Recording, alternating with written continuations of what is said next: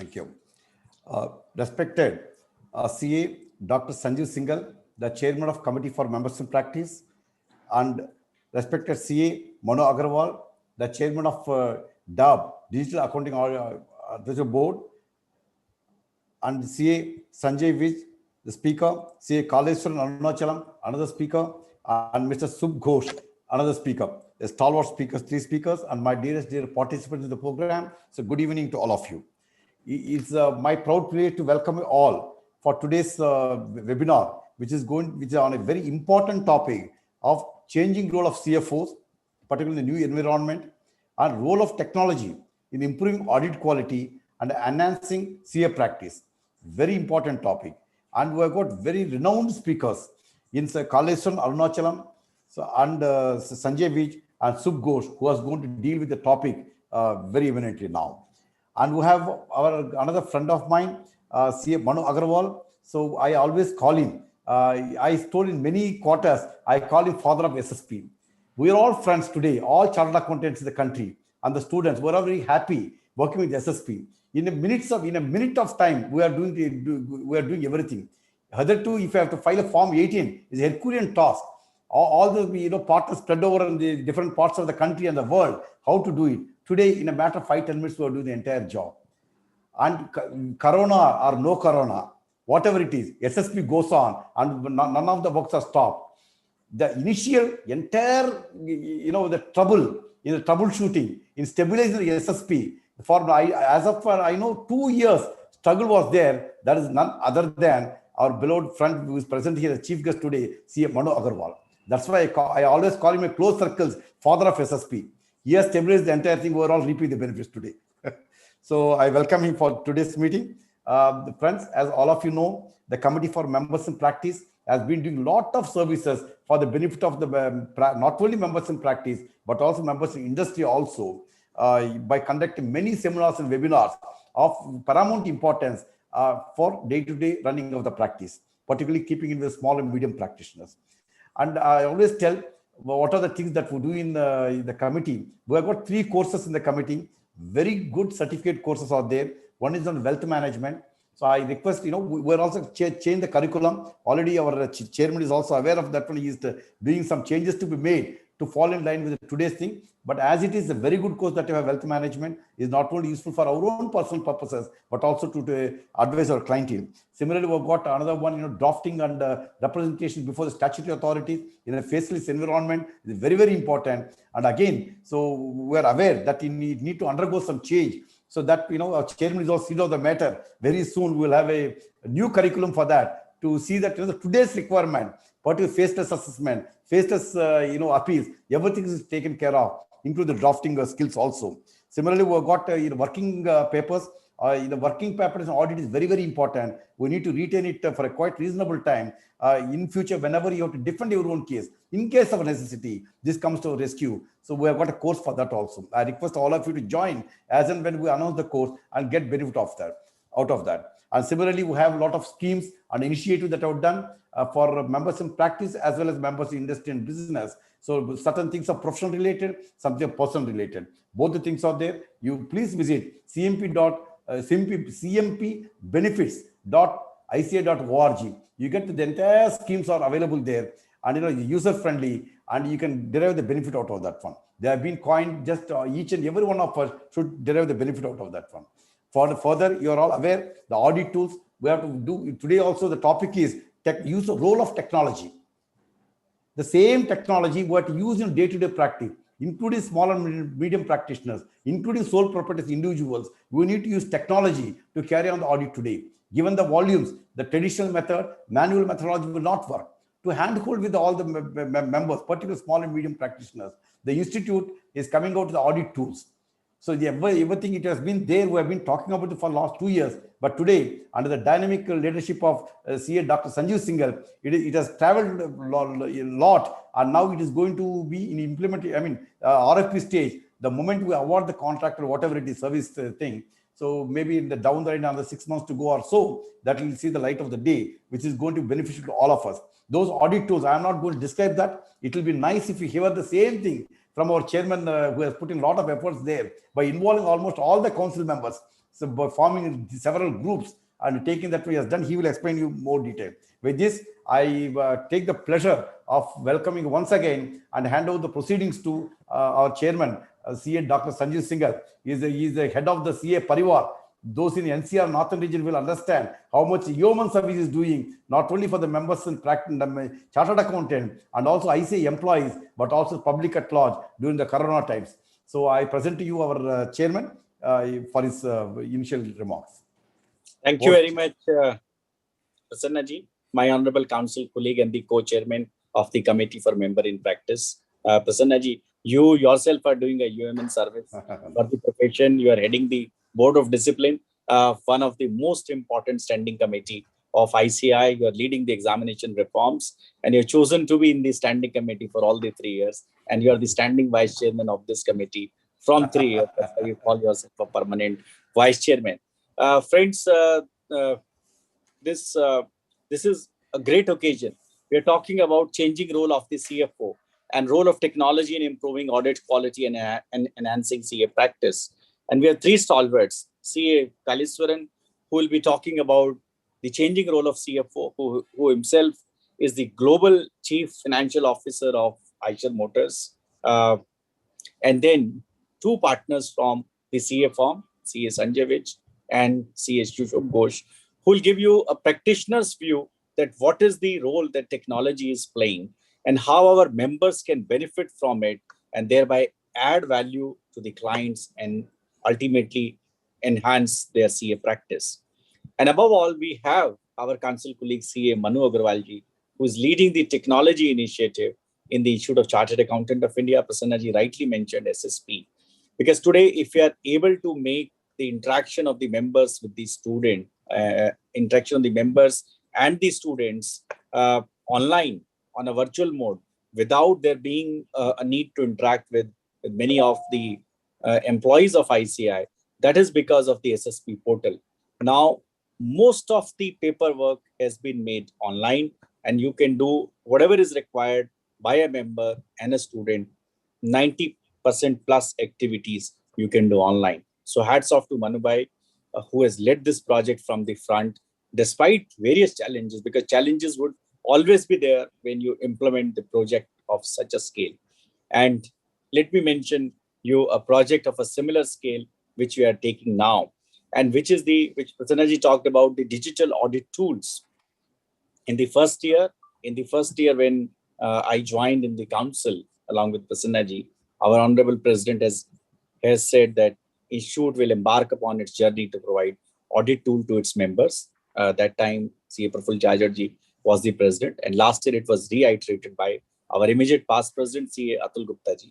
And this year, CA Nihar Jambusaria ji, who is the honorable president of ICAI, has given me this responsibility. And accordingly, we have brought out 4 RFPs. These RFPs are: one is the audit documentation tool, which will help the members document all the working papers electronically, and will also handhold the members right from audit planning up to the issuance of the report, doing the sampling, test of details, test of controls, etc., and ensuring also the compliance with the accounting standards, auditing standards, Companies Act, including the Schedule 3 to the Companies Act 2013. The second one is a data analytical tool. Probably maybe Shubh Ghosh will talk about the importance of the data analytical tool in improving the audit quality. Instead of samples, you will be able to take into account the entire population. So when we talk about the GL analyzer, or when we talk about a payroll analyzer, or the JE testing, so there are lots of benefits which accrue to the members when they use the data analytics. And DAP, which is headed by Manubhai, itself has entered into an agreement with Idea Caseware, where our members can get the tool at 50,000 rupees per license for the first year. But through the data analytical tool, we are trying to reduce its cost very, very significantly. And our endeavor is that all our members, whichever vendor is selected, are able to use the data analytical tool, thereby enhancing the quality of audit, because these can be used not only for statutory audit, but also for internal audit. And sometimes these can be used for forensic audit as well. The third initiative is a practice management software where all the time and cost allocation can be put in, the job costing and job profitability can be analyzed. And fourth one will be a digital library. Today, our members take many subscriptions like for income tax case laws, GST case laws, insolvency, transfer pricing, etc. The endeavor is that how to reduce the investment burden from the members, and if the institute can do these initiatives. So this has been in all the 3 years, this has been the endeavor of this particular council to make the digital audit tools available to the members. RFPs have been issued, and of course, the institute process will be followed for the technical and the financial evaluation. And subject to that, the tools will be made available to the members. Prasanna ji also talked about the various welfare and discount schemes of the Committee for Member in Practice. There are more than 25 such schemes which are available today. In some cases, the softwares are available free, and in some cases, these are available at the discounted prices. Please do make the best use of it. And now, I would like to straight away request my, I'll say, elder brother in the council, CA Manu Agarwal ji, to give his keynote address. But before that, I would like to say a few lines about Manu Agarwal ji as an introduction. CA Manu Agarwal ji is in second term of the council, and he comes from the central region of the ICAI, based out of Kanpur. And I had the opportunity of visiting the Kanpur branch when I visited Kanpur.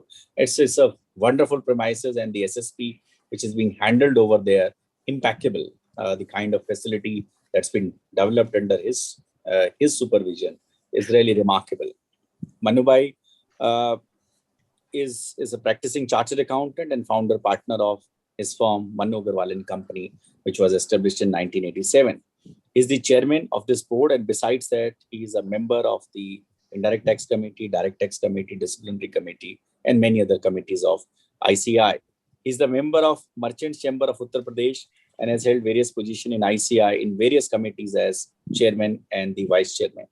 He's a national trainer of JCI India, and he has also held various other positions like members, Telephone Advisory Committee, BSNL Kanpur, member UP Government VAT Computerization Committee, President Kanpur Chartered Accountant Society, President or is a Treasurer Rotary Club of Kanpur Industrial, member of various committees of Kanpur Income Tax Bar Association, and of course, he's a regular speaker. He has developed very large number of the softwares, and some of his mobile apps are subscribed by more than 25,000 people.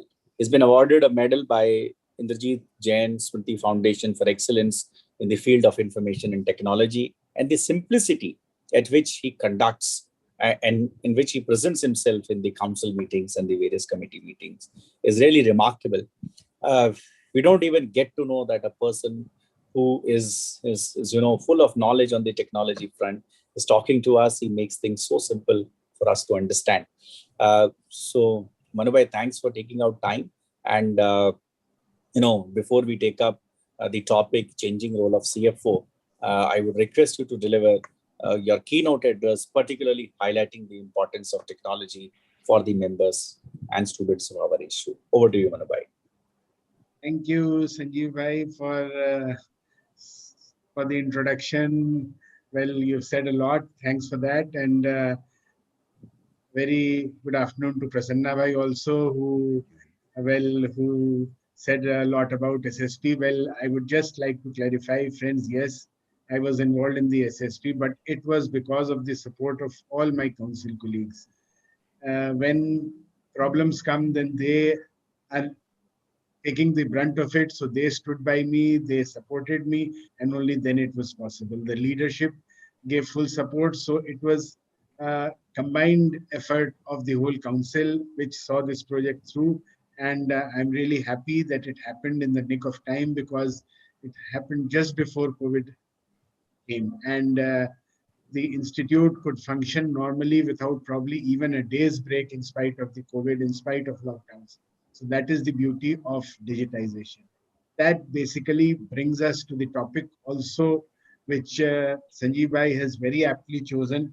But before coming to the topic, I would just like to say a few words. I would like to compliment Sanjeev Bhai, for bringing out such topics which probably, at least according to me, are the future of chartered accountancy, which would ensure the survival of a chartered accountant. World Economic Forum survey shows, or has time and again shown, that the normal role which the auditor is doing now would be replaced by machines, would be replaced by artificial intelligence and technology. So the professions which are at threat are the profession of accountancy, the profession of law. But again, I would say that this does not mean that what we are doing or the profession which we are in would finish. It simply means that our role would change. The thing which we are doing would change. Well, before dwelling on that, I also compliment my dear friend in the council, Prasanna Bhai, for putting so much effort in the exam committee, where he has been a constant member for the last 3 years, and a host of reforms have been put in. So both the council colleagues are really doing wonderful, and Sanjeev Bhai has taken the lead in coming out with these 4 RSPs, and a lot is in store for the members. I would not like to preempt that. Let it come. It's just round the corner. Now it's just a matter of probably 15 days, a month, or something like that, and things should start materializing. Things should start getting into action. Well, friends, coming to the topic, the first segment is changing role of CFO. Well, the role has changed to the extent that we have started talking about virtual CFOs. So technology has overtaken this accounting profession to such an extent that the CFO, who at one point of time was considered an indispensable person, was considered a person who had to remain 24/7 with the organization. Now we have started talking of CFOs who are virtually present and not at all physically present. So, well, I would not dwell much upon that because we have an expert faculty who would be coming and speaking about it. Now, the other part is role of technology in improving audit quality and enhancing CA. Now, why this is coming? Well, friends, I would say this is coming because the expectation of the regulators is changing. From true and fair view, now what we are looking at is true, fair, and correct. It's not that the law has changed, but the expectation has changed. Today, a sample check or a test check, which used to suffice in an audit, is no longer taken no longer taken in the right spirit by the regulator. Even a single mistake, irrespective of the fact whether that mistake is due to a small sample or is not material in the context of the whole organization, still the regulators try and say, yes, you should have pointed out. The auditor should have brought this to the notice. So what we are looking at is 100% check. Now, previously, that was also not possible. In spite of the fact that the volume has increased manifold, I think still today we are able to do 100% check because of adapting technology. Today, the simplest of tools would be Excel, which normally people use only to say 3 to 5% of the capability of that. Once you get conversant, the institute is holding so many courses. Digital Accounting and Assurance Board is also holding a course on advanced Excel, on Power BI, and others are also chipping in with their fair bit. So what is happening is that we can basically within minutes do 100% check of a transaction, of a type of transaction, and ensure that the quality of the audit enhances many. Now, I would further go on to say that, well, this is just one aspect. What I would like to stress upon here is that I think that all the CA firms going forward should have a technology department. Technology department for two counts. One, to improve their internal efficiency, to improve the internal working of the firm. And secondly, it could in future turn out to be a big area of practice. When I say a big area of practice, what I simply mean is that one field which a chartered accountant can probably do, in my view, is information system audit. For this, the institute has a flagship course, which is DISA, Diploma in Information System. That is the first step which one can take and start doing system audits of clients. Now, it does not necessarily mean that we start doing only for big clients. Small clients today who have 4 computers, 5 computers are all prone to attacks. So that is one area where if you take this course seriously, you can start and build up a practice. I do not say that day one you will actually start flourishing or doing very well. But friends, when we can do GST, where the law changes every single day or every 2 days, and still remain on top of it by studying. If we start studying information technology to that extent, I can assure you that you will start excelling in that field. The other area which is also of a lot of importance and where the practicing chartered accountant can make some good inroads is cyber security audit. Cyber security audit is something which is starting and taking off in a big way. With cyber attacks, with ransomware attacks becoming common and being experienced by a number of practicing chartered accountants also, you have seen how how big a menace this is. So what we can always do is we can add this area also. For this also the institute is conducting various courses. The third and lucrative area is which we normally shun away from is software consultancy. Our clients have business needs where we can act as consultants, suggest them the right kind of software, ensure the implementation is done in a proper way. Those who are doing SAP implementation are really doing very, very well. So everybody cannot afford SAP, but even the smaller business people, if told about what is the correct solution, which is the application which they should be using, can really share the profits out of it, can help us earn better. The other thing in this is, it is just not one accounting software. It is a mix of various applications which a person can use. There's small mobile applications, small applications, which are very useful, but the normal businessman does not know. So if we as chartered accountants can take the lead, can do some research work, can give him 10 possible solutions, he will happily pay us some money for it. The last area which I see in this field is if a person wants to try the entrepreneurship. There are so many chartered accountants who have created small websites and given small solutions. For example, there's one Finline wherein you can get a project report in 999 minutes. There's a confirmation site, a few of which the institute has typed. All have been headed by chartered accountants. So a small solution which you can create can actually cater not only to the country, but to the whole world. The globe is our market. So that is the power of technology.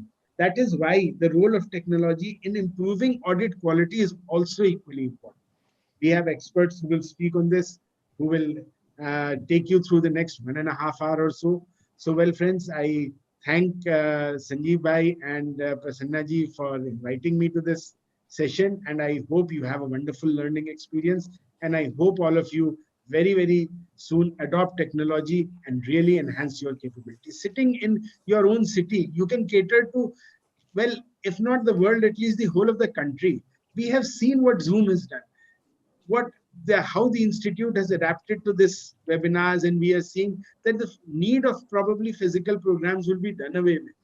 It is just our social need to interact and to meet that will ensure some people going to these physical seminars. But now today sitting here, this program can be attended by anybody in any corner. You have the best of faculties, which otherwise was not possible.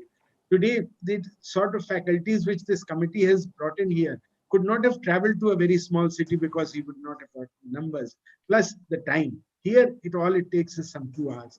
So, and today, when a 5-year, 7-year-old child and an 80-year-old or 90-year-old person can easily operate this Zoom and these video conferencing applications, I'm sure that chartered accountants can really adopt technology, benefit from it, and become a better and a technologically qualified chartered accountant. We have a digital competency maturity model in the form of DCMM, which can help you assess your preparedness or your firm's rating. So I urge you to try that also. And with this, I wish you all very happy. Thank you. Thank you very much, Manubhai. You said technologically qualified chartered accountant. Sometimes you say DCA, digital chartered accountant. So great. And yes, this digital competency maturity model is really very, very good. Thank you so much, Manubhai, for sparing Thank time. you. Now I would request. Thank you, Manubhai. Now I would request Prasanna ji to kindly introduce the speaker for the first session. On the role of the CFO, changing role of the CFO. I mean, how it's been changing over a period of time from a bookkeeper to as actually a business enabler. This been the journey of a CFO. I myself been into industry for almost 12 years, so I know that how this role has changed. But we have the benefit now of Kaleeswaran being there, and he's the global CFO of a very, very large Indian company. So I'm sure that this is going to be a great deliberation and great insight for our members. So Prasanna ji, I would request you to take over for this session. Kindly introduce the speaker and invite him for his deliberation. Thank you. Friends, so I got great pleasure to present to you today a very eminent speaker, CA Kaleeswaran Arunachalam. CA Kaleeswaran Arunachalam, he started his career in 2005. 2005 to 9, he was in Madura Governments, Aditya Birla, Novo Limited, Bangalore. Then he was elevated director to director of finance in another renowned and famous company, Mandalos International, that is Cadbury PLC. Thereafter, for 5 years, he was in Future Group. He was the CFO of Future Lifestyle Fashions Limited. And wherever he was there, if you see his profile, so much of transformation is brought, being a chartered accountant, and it is amazing. And whichever the company was there, he left very good footprints there, and he has kept his mark there in that company. At present, like our chairman said, he is the CFO, Global Chief Financial Officer of Escher Motors Limited, Chennai. That is a very renowned company. All of us are aware. A Nifty listed Indian automobile leader with brands like Royal Enfield and Volvo Escher is employing more than 25,000 people with revenues in excess of 2.5 billion USD. For such a great company, he is the chief financial officer, a global CFO. We are proud that such a great person is present amongst us to deliberate on the role of CFO and changing environment. So he is being a senior finance leader with about more than 18 years of experience in FMCG, food, fashion, retail, and automobile industries in India and abroad. Track record of setting up and heading finance function and delivering on all commercial and operation targets in sync with the overall goals and objectives of the organization. So unlocking value and driving value creation for all stakeholders, work directly with promoters, global professionals, so marquee board members, global and domestic private equity firms, and his expertise in P&L management, financial planning and analysis, transformation and change in management, treasury management, accounting and controllership, budgeting and commercial, so on and so forth. He has done so much. There is no activity which he has not involved, including mergers, acquisition, reorganization, transformation, and he provides key financial decision support for senior management from both finance and business viewpoints as a business partner. Friends, he is the CFO. If we go to the profile, I don't think we should be called anymore CFO, global CFO. He is a BSP, business solution provider. He has involved in almost every aspect in the business growth of all these companies. With these few words, I have great pleasure to present to you CA Kaleeswaran Arunachalam for his deliberations. Thank you, Mr. Prasanna, for those very, very kind words and introduction. Good evening, fellow dignitaries and fellow speakers, and a very warm good evening to everyone who's connected and listening today digitally. Let me share my screen. Just a moment, please. So, as I got the opportunity to talk about this topic, to start with, I don't think so. There's no better example than our own institute, which has kind of evolved over a period of time. So when I did my chartered accountancy in 2003, to the way that we have reformed ourselves and where we stand today is really exemplary in many fronts. And credit to all the leaders who have been part of this institute and ensuring that this is a journey that is continuously improving every day. And as a member, I'm really proud of, and I'm looking at fellow students who will also benefit out of this journey as we move forward. So as we get into the topic, while it is about leveraging technology, I also thought about sharing a few other things with everyone. And maybe once we complete the session, happy to take a few questions around it also. Eventually, it is like, what is the foundation and where do we want us to be in, and how do we want to build that foundation? Second is, I think when I initially thought, what should we calling this pandemic? People called it as a black swan event. People said we will cross through the pandemic. But the right word I thought is personally, it's about living with the pandemic. It's not going to go away in the near term. And in future, there could be many other things that might come and strike in multiple variants. So it's more about living with the pandemic. Leveraging technology, which is the need of the hour and the topic of the day. I'll talk about my experiences in this area and how have we handled it. And last but not the least, as much as technology reforms are going to be brought in, it is people who are critical and imperative in implementing all these things, and through whom all the execution would happen. So how do we handle people in leadership is the last one that I want to touch upon. Many of these things I'll try to talk to you guys through examples and cases, so it might be easy to resonate. To start with, where does the foundation start for the entire thing? I always believe that there is this famous quote, right? What do you feel eventually leads to what do you think, and what do you think eventually leads to how do you behave? When the pandemic stuck in the initial days, we could have all said that as, okay, here is a doomsday, everything is going to get destroyed. And that's the thought process in which we are going to be there. That's a feeling that is going to overwhelm us. Our thought process towards doing things will not be there. We will be just moving ourselves in a tough and tight manner, and execution may not happen at all. And that's what would lead in as a behavior. Now look at the other way around. The moment you see yourself as someone whom you think, hey, yes, there is a pandemic, it is a challenge. But if we carry ourselves in a more meaningful and an appropriate manner, there is also an opportunity amidst this pandemic where we could create tons of value for everyone. Let it be people, process, organizations, stakeholders, etc. The moment you feel in that way, your thinking will move towards what more can be done digitally, how do we evolve and leverage technology, how can we ensure that as to people are connected virtually and still we get things done. And as an outcome, the behaviors move in that direction. So fundamentally, I do believe in this principle. It is always our belief which drives the behavior. And where does, I think, Sri Sanjeev ji referred about as to how does, as a function, we move towards a business partner model. If you look at it, there is a ladder, right? Over a period of time, if I look at leadership skills of a finance fraternity on one side and what kind of impact it was there. Maybe about 30, 40 years back, finance was seen as, hey, we would not resist, we would not allow a change to happen. It's more about how do you be reactive. And it's more like whenever someone wants to come to the finance function, the first thing you say, it's a roadblock.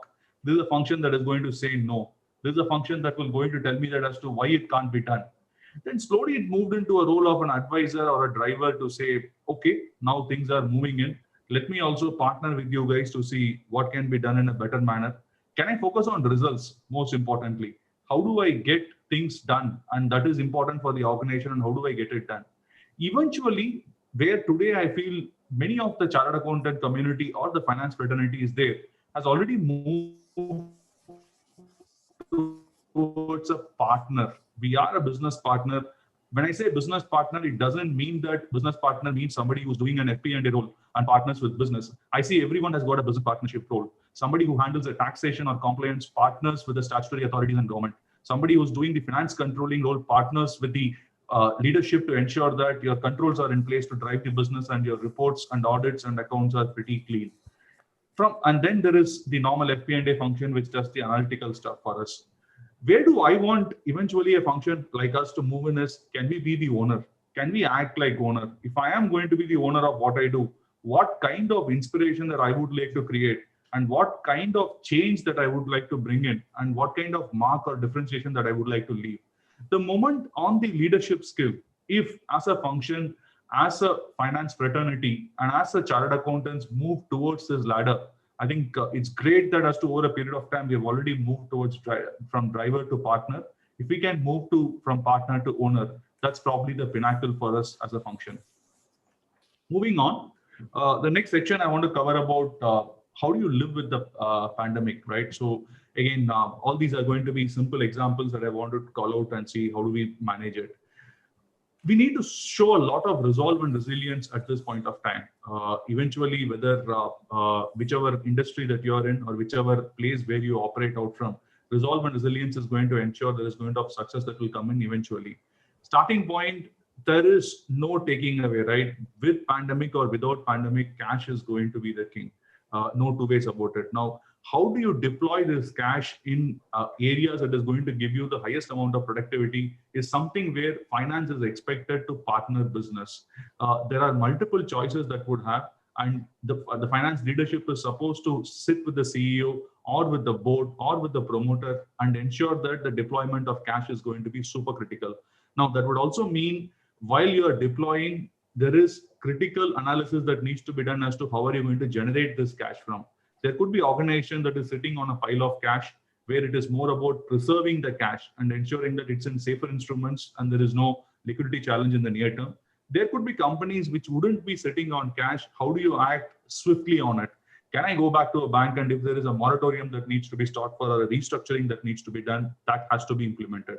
Classic example, I know in my previous organization, it was a tough challenge when it came in because it was in retail, right? The moment the entire lockdown was imposed on March 23, the first business to get shut was retail, and within that, fashion was totally stuck so badly. Buying an apparel was last thing in anyone's mind.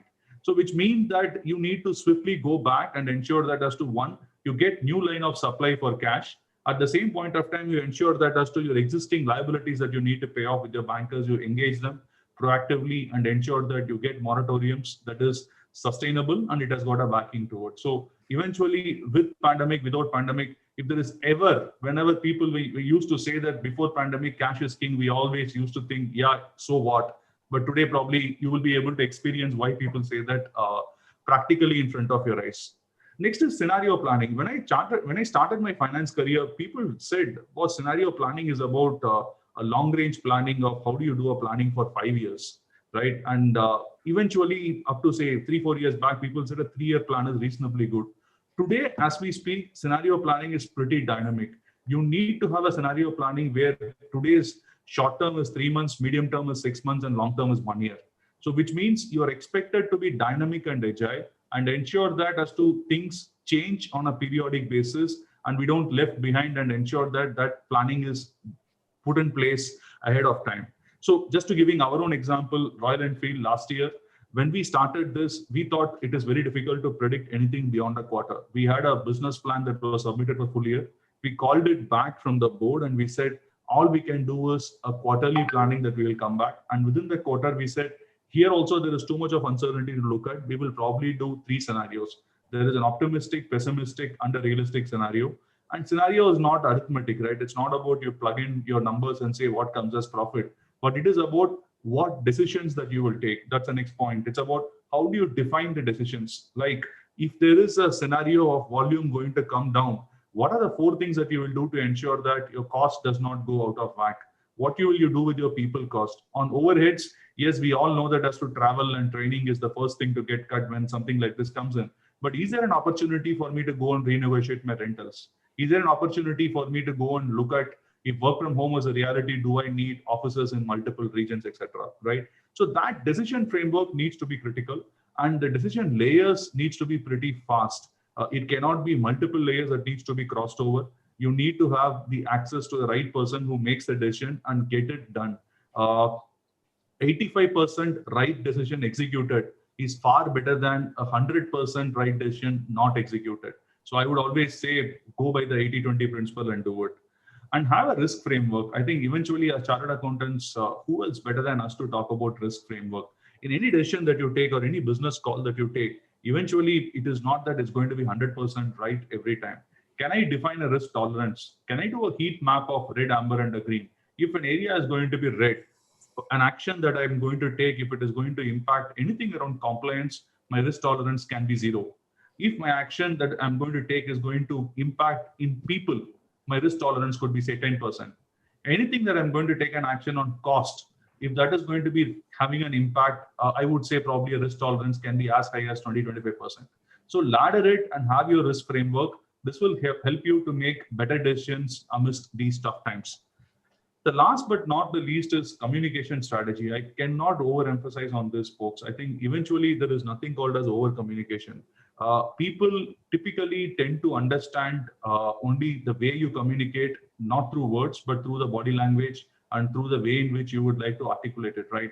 In these times, it's all virtual. It's very difficult to gauge a body language. So the more and more communication that you do with people, re-emphasize on what you want to work upon. How are you going to ensure that as to everyone is on board at the same level? When I say communication, it is not one-way communication, it is two-way communication. And also communication does not mean that you communicate only to the employees. How do you communicate to your vendors? How do I reach out to my vendors and say, hey, is there anything that you need I can support at this point of time to cross over? How do you communicate to your customers and say as to we are going through uncertainty, and how do you partner with them strongly and come back? How do you communicate to your shareholders? There is so much that people will be uncertain when people have invested in the equity market. Today, I think we are in a different level, but when it was, say, March 23rd, it was so much of uncertainty, right? People did not know what to happen and when to do what. So how do you communicate even to shareholders? So having probably these are my key 5 areas where you need to show resolve and resilience. Plan for cash. Cash is going to be king. Ensure that that is ring fenced. Multiple scenarios to be created on a quarterly basis. The second thing. Know the decision-making framework of the organization to be agile and take decisions quickly. Have risk tolerance around everyone. You can't get everything 100% right. So we need to be clear that as to what's the risk framework that we need to do. After doing everything, please communicate to the entire stakeholder body that you have. Moving on, it is also important to reinvent and innovate at this point of time, right? So the first one I want to talk about is revenue model. Right? Businesses, for example, when we used to sell bikes, probably I'll take a slightly different example. When we are probably India's largest player in terms of mid-weight motorcycling between 250 to 750 cc, right? So when the lockdown hit us badly, the stores were closed, and we need to find out as to, yes, at some point of time it will open, but how do you reinvent ourselves? One thing that what we thought is a way to drive revenue model is we introduced something called as service on wheels. So eventually, rather than waiting for a customer to bring his bike to the showroom to serve, we thought, why can't we do something where we go with a bike which is enabled with basic toolkit, reach the customer and do the service at the customer doorsteps. What it does, one, it ensures that your partnership and the brand equity that is built with the customer goes up multiple notches. Second, eventually your revenue stream is also protected. That's one thought I probably want to share on revenue model. Second is digital. Eventually, 3 years, 4 years back, I have been a very, very hard articulate fact about the fact that as to digital or probably e-commerce in India will have a journey that will take a lot of time. If you look at a market like US, e-commerce penetration is roughly about, say, 20% in fashion industry, whereas in India, it's hardly about 3-4%, say, pre-pandemic. But today, what it has done is it has all the more created a new business model that was not there. So at this point of time, if you don't have an omni-channel strategy or a digital-led strategy, I can assure you, you'll be left behind. We saw the first slide, right? We said behaviors are going to be created by belief. Now, for a long period of time, almost for 15 months, and I would expect this to continue for, say, another 6 months or so, people are going to be fed digitally. When I say fed digitally, your content is going to come in digitally in every form. You'll be served your food through a Swiggy. Probably your grocery will come through a big basket. Your apparel might come through Myntra. Your content for intellectual stimulation will be served through YouTube. Your entertainment will come through Netflix and Prime, which means that you are getting into a new zone of behavior, which is here to stay for a long term. And if your businesses doesn't reinvent towards that, it will be left behind. We all have talked about a famous case study of what happened to Nokia, what happened to Kodak. And this is an opportunity as we speak for many industries to be focused on this, be agile and nimble to see how do you remodel your revenue in this kind of an environment where it is going to be disrupted in a very, very big manner. Most importantly, Startup India is a great initiative. Here you would find that as of today, there is extraordinarily skill-setted entrepreneurs sitting on the fence with significant amount of capital available for them to go and tap. And these are businesses that are going to design the new India in terms of how consumption is going to happen. So whatever is an industry that belongs to age before this, reinvention and ensuring that as to renovation is going to be extremely, extremely critical. Second is sourcing and manufacturing. No more need to say that as to we can't be left with too much of an inventory. At the same point of time, loss of sale is also not a good scenario to have. The way I look at it is that in my previous business and in current business, I'm always happy to have, say, 3% or 2% loss of sale than having 10 to 15% of excess inventory. Pretty difficult to liquidate inventory and then get it done right. So how do you put in a principles around your just-in-time and vendor partnering? So what we have is, we have something called as the real-time setup on our inventory management. Our proprietary parts that are manufactured with the vendors, we speak literally through our digital platform, which is connected from our SAP to the solution that is there at the vendor end, to know as to what kind of orders that needs to be generated on a real-time basis. So we know what kind of investment that the vendor needs to make to cater to our investment in a very, very short notice. So that ensures he is not loaded too much in terms of what he has to stock. Second, we don't have any unutilized order that is pending, which will pile up to inventory. Again, totally leveraging on technology is where this has been done. Third is cost competitiveness. We talked about this in the previous slide also. Eventually here it is more about as an organization, we have to go to zero-based budgeting. There cannot be a benchmark to say that as to last year I spent so much on an initiative or a cost line. Can I do 10% more or 5% less? It has to be zero-based, and finance can lead the way here to say, how do I challenge the assumptions on every line item and see what should be the benchmark for it? Do I need to spend or do I need to avoid this spend? Have those lens whenever you are evaluating this. The last is, as much as we talk about cost competitiveness, sourcing has to be optimal. Please invest in growth. It is not that as to there is a future that is uncertain will emerge from nowhere. The future is uncertain, but at the same point of time, it is going to be much more prospective, and probably you will be able to find it even more opportunistic in the coming days or coming months. So how do you ensure that you invest in growth? There are areas that you need to look at it. The way I see it is, we call it as probably something, do we need to invest in capacity? Do we need to invest in capability, or do we need to invest in continuity? The 3 C's that I see as investment of growth in a running organization. Capacity is to start with, where do you stand in terms of your optimal levels of customer sufficiency through your product manufacturing? And if that is something at this point of time, if you ask me, is a clear red. We don't invest on capacity, we just want to wait and watch. Capability is something that we wanted to go ahead and invest pretty heavily. So if I take our own example, EV is probably something that is pretty certain to come in. We are maybe about, say, months and year away before EV becomes a reality in India. So you need to invest in EV, whether pandemic or not. You need to continue to build sources of growth for future. The third one is around continuity. So there could be businesses where you have your new products coming in, where you need to ensure that your brand building needs to continue. Those are areas I would again like to say as to probably I'll give an amber and make choices as it goes. So invest in growth, use a 3C lens. Capacity, mainly many organizations, barring few, could be a red. Capability, keep it as a green. That's your future growth engine. And continuity, keep it as an amber. Make a case-to-case choice when you move ahead. Road ahead, I think the first one we talked about it, so let me not touch about it too much. Be agile and flexible, folks. I think eventually there is nothing called as a fixated viewpoint at this scenario. Everything changes pretty dynamically. And if you are not open to be flexible, and if you are not agile to the change that is happening in the outside world, we will be left behind. M&A is going to be also a name of the game at this point of time. A lot of consolidation. I think in the last 15 months, the action that has been seen on M&A, both on public space and on the private equity space, is really humongous. So as much as we see things are going on, say, negative side for some industries, it is positive in many cases, and people do look at sharp-shooted analysis for M&A at this point of time. So here also a finance leader can play really a significant role to see, are there good opportunities available for forward integration, backward integration, or for that matter, similar industry to enable consolidation.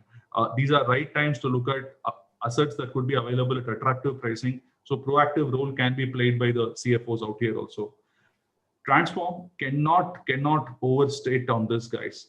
It is going to be a digital transformation that is going to drive the entire way forward.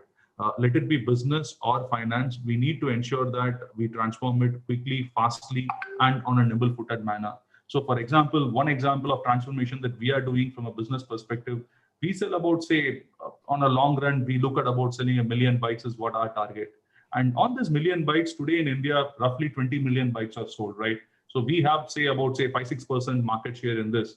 Our aim is that even within this niche market, can we make it pretty unique? How can every bike be unique from each other customer? So we came in something called as Make It Yours. It's a configurator for bike. The first time ever it has been done in the world. If I drive a Royal Enfield Bullet, can I ensure that the Bullet that I drive from the person on next to me, can it be different? How do I do it? I give choices for the customer to create the entire bike through a configurator. So he can choose the color he wants. He can choose whether he wants a touring seater or a normal seater. He can ensure that whether he needs a spoke wheel or an alloy wheel. And he also can accessorize it to the extent that if you say, I want to paste the photo of my daughter on the fuel tank and say, this is exclusively made for me on this date, that level of customization can be done, which is a clear case of digital transformation, even in a niche industry, and ensuring that customer is kept at the center of it. So this is going to be the role of the game for every business, and finance needs to partner in some of these initiatives and lead in some of the initiatives. Topic of the day, leveraging technology. I'll quickly go about and talk on a few things and how are we doing this. We talked about in-store and online, so I'll probably skip that. Eventually, as finance guys, from a business perspective, consumer is king, right? Even whenever you are trying to make a transformation, whenever you're going to trying to make decisions, please keep this in mind. And many a times we look at only from a cost angle and keep the business angle left out. If we are not going to keep both these things together, we may lose the bigger picture in this.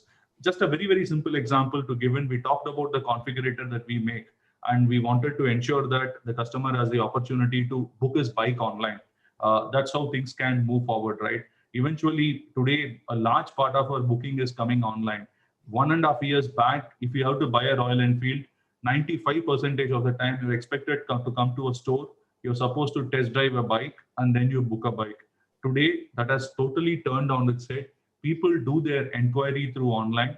People do their research through YouTube's and other aggregator portals to talk about how a bike is made. And then probably they see as to what is the choice that they have to make digitally. If required, they call for a test drive at their place. So that's the way in which it has evolved. So from a finance perspective, we need to know that as to today, customer is the king. And if customer is the king, I need to be better prepared to ensure that I incur certain level of cost. But eventually, if it's going to help me to acquire that customer, it's always better to do that. Supply chain cannot state more than this. It has to be real-time and digital. If it is not going to be real-time and digital, planning is going to be difficult, right? So again, I'll relate to the same example that we talked about. Earlier, if you have to make a bullet, the number of choices that you would have on a bullet is hardly, say, 5 or 6 variants. Today with MIY, just to give you the number, the variants that we can make on a bike like Meteor is 5,11,000 variants can be made, right? It's a nightmarish scenario for supply chain. If somebody is going to say that I need a vehicle at a particular color and alloy wheel and a touring seater, and that combination may not repeat itself again. So how do I keep my supply chain up to date on this? Use machine learning and AI to understand what patterns emerge from the customer in terms of ordering, and how do I backwork that and plan my inventory is going to be super critical. The biggest area of spends, I think, I truly believe finance can do a lot that we tend to left behind is on marketing. We leave it to be a little bit more judgmental, and we believe that's slightly outside our scope. But I think here, if you can have yardsticks, what we have done is we have clearly said we have a pre-ROI and a post-ROI. So before an event is done, we try to see as to what kind of return on investment that the ROI can be made. And you have parameters defined. Why do I do this marketing investment? What am I going to achieve out of this? What is the eventual output that I will measure? And for the cost I spend, what return I get? And then we do something called as a post-ROI. This is something that worked phenomenally well in Mondelez, where over a period of time, we created a library. Forget about one doing an ROI analysis to say what it works or it doesn't. Eventually, where it helped the business, which was led by finances, we had a library of almost 200 plus marketing ROI evaluation over a period of 1 year. And when next year planning cycle came, business was pretty easily could pick out what worked as a marketing decision and what did not. It could clearly invest its marketing, which is even more decision that is led by ROIs rather than decision that is led only by gut. I'm not saying there is no art into it. It's a combination of art and science, but you balance that and put it together on table, the result will be fabulous. Now, we saw about entire business side, how it moves in. From finance side, some of the things that I would like to talk here is, it starts with automation, guys. When I started my career, when I moved into Aditya Birla Group, the function that we used to do on business partnering is called as MIS. Pretty glamorous role, to be honest, at that point of time. People wanted to look at a role where you lead MIS or you do something around MIS. 5-7 years down the line after that, say maybe around say 2010-12, the entire MIS role moved into FP&A, financial planning and analysis. That's what everybody wanted to do, and people really wanted to see what more they can do and take it forward on that. Today, I think even FP&A is dated. I'll give you a simple classic example. It's a real-time case. When I recruited one of my talent from one of the top business schools, I gave him the title that as to, hey, you're going to head FP&A for a particular brand. I thought I'm really giving him a great opportunity to come in. The guy came back and said, sir, I don't want an FP&A role. I need something to call on business intelligence. Can you give me that role? That's what I want to do in finance. See the transformation that is happening over people who are sitting outside, who are just starting their careers. They want to look at business intelligence as a role that they want to partner with business from a finance angle and deliver results. Now, this cannot be done if your processes are not automated and not connected real time. In an MIS era, just to make you connect easily, finance function used to close the books and then it used to make MIS. Tons of Excels were spent in where you used to create profit by channel, profit by brand, sales by channel, sales by region, etc.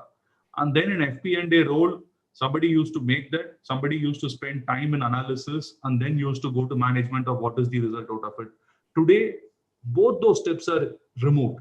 We don't want people who need to do anything on MIS, anything on reporting. It has to be real time. If I need to know what is happening in a Punjab market at this point of time on my bullet and what is the profitability I do and how many of my stores have got job card open and because of which how much profit I am losing today, I should be making that real time. If I wait for someone to make that report and give it to me, critical time is being lost in decision making, which will be unpardonable in terms of a business cost. Today, we look at cost in terms of how do I reduce overheads. I would seriously say this is the area where actually the cost that will come and hit the company in future can be humongous if we don't automate and digitize this. There is so much that can be talked about cloud. I think things have moved ahead on cloud and both APIs together. I think there is enough and more debate has been had on public cloud and private cloud. I think you guys can take a call at the level of the security that your organization wants to be look at it and what you want to invest upon on a private versus public cloud and then go for it. But this is real. It's not going to go away. This is how the way forward is going to be. As much as I talk about leveraging cloud and API also, what is important here is also to understand the journey of your organization. It is impossible for an organization which is say one step below Tally to tomorrow come back and say that as to I need a mobile-based API which will speak to my SAP and ensure that the data is done. Will not happen. So let's also be realistic here. Take a step back, put in yourself into the shoes of the organization and understand where are you in your digital journey in your organization and build this over a period of time, prioritizing what is important. The last but the most important thing, many a times that we fail to appreciate is what do I measure?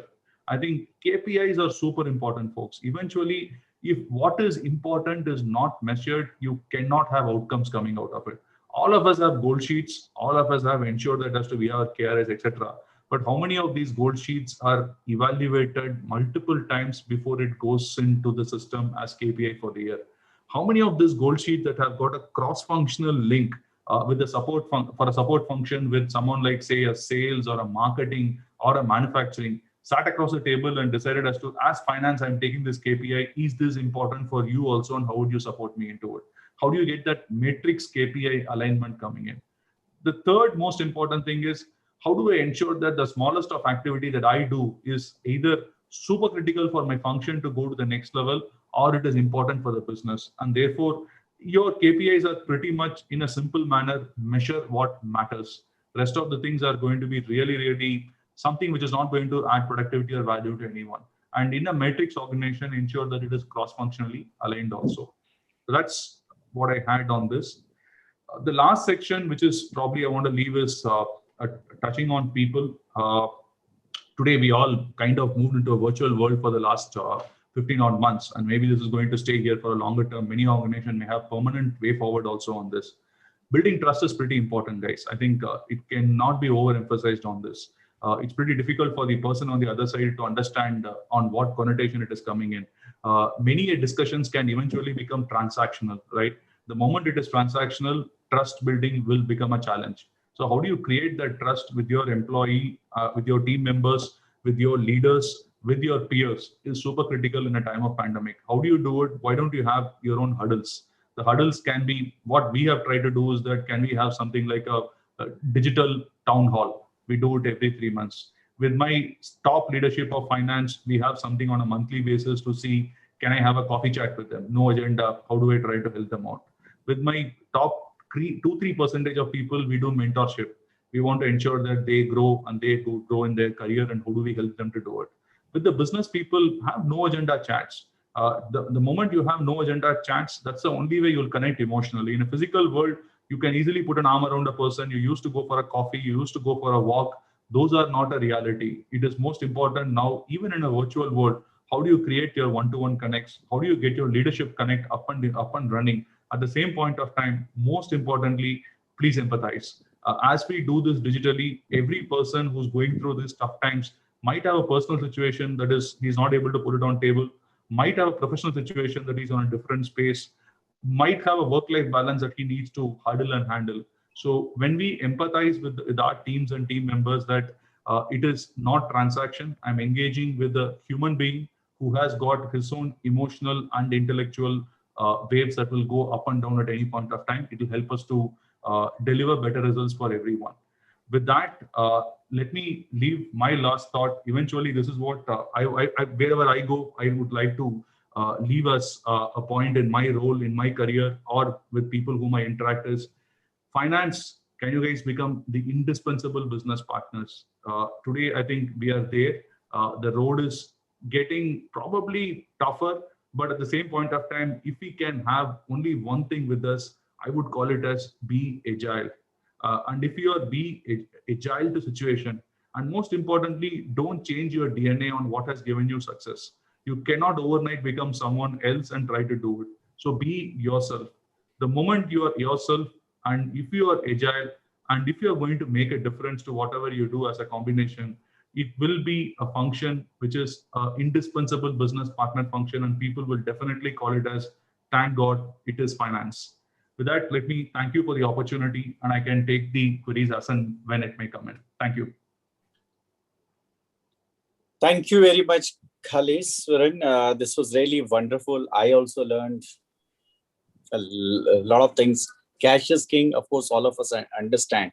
But the way probably you have handled and you have led the business in the pandemic was really great. And your focus on people, because obviously without people, we can't do anything. The innovation that you talked about, that how to make each bike a unique bike, that's really great, unheard of. I wish that it comes in the four-wheelers as well, so that each one of us can have a different four-wheeler rather than going to a designer and getting it done.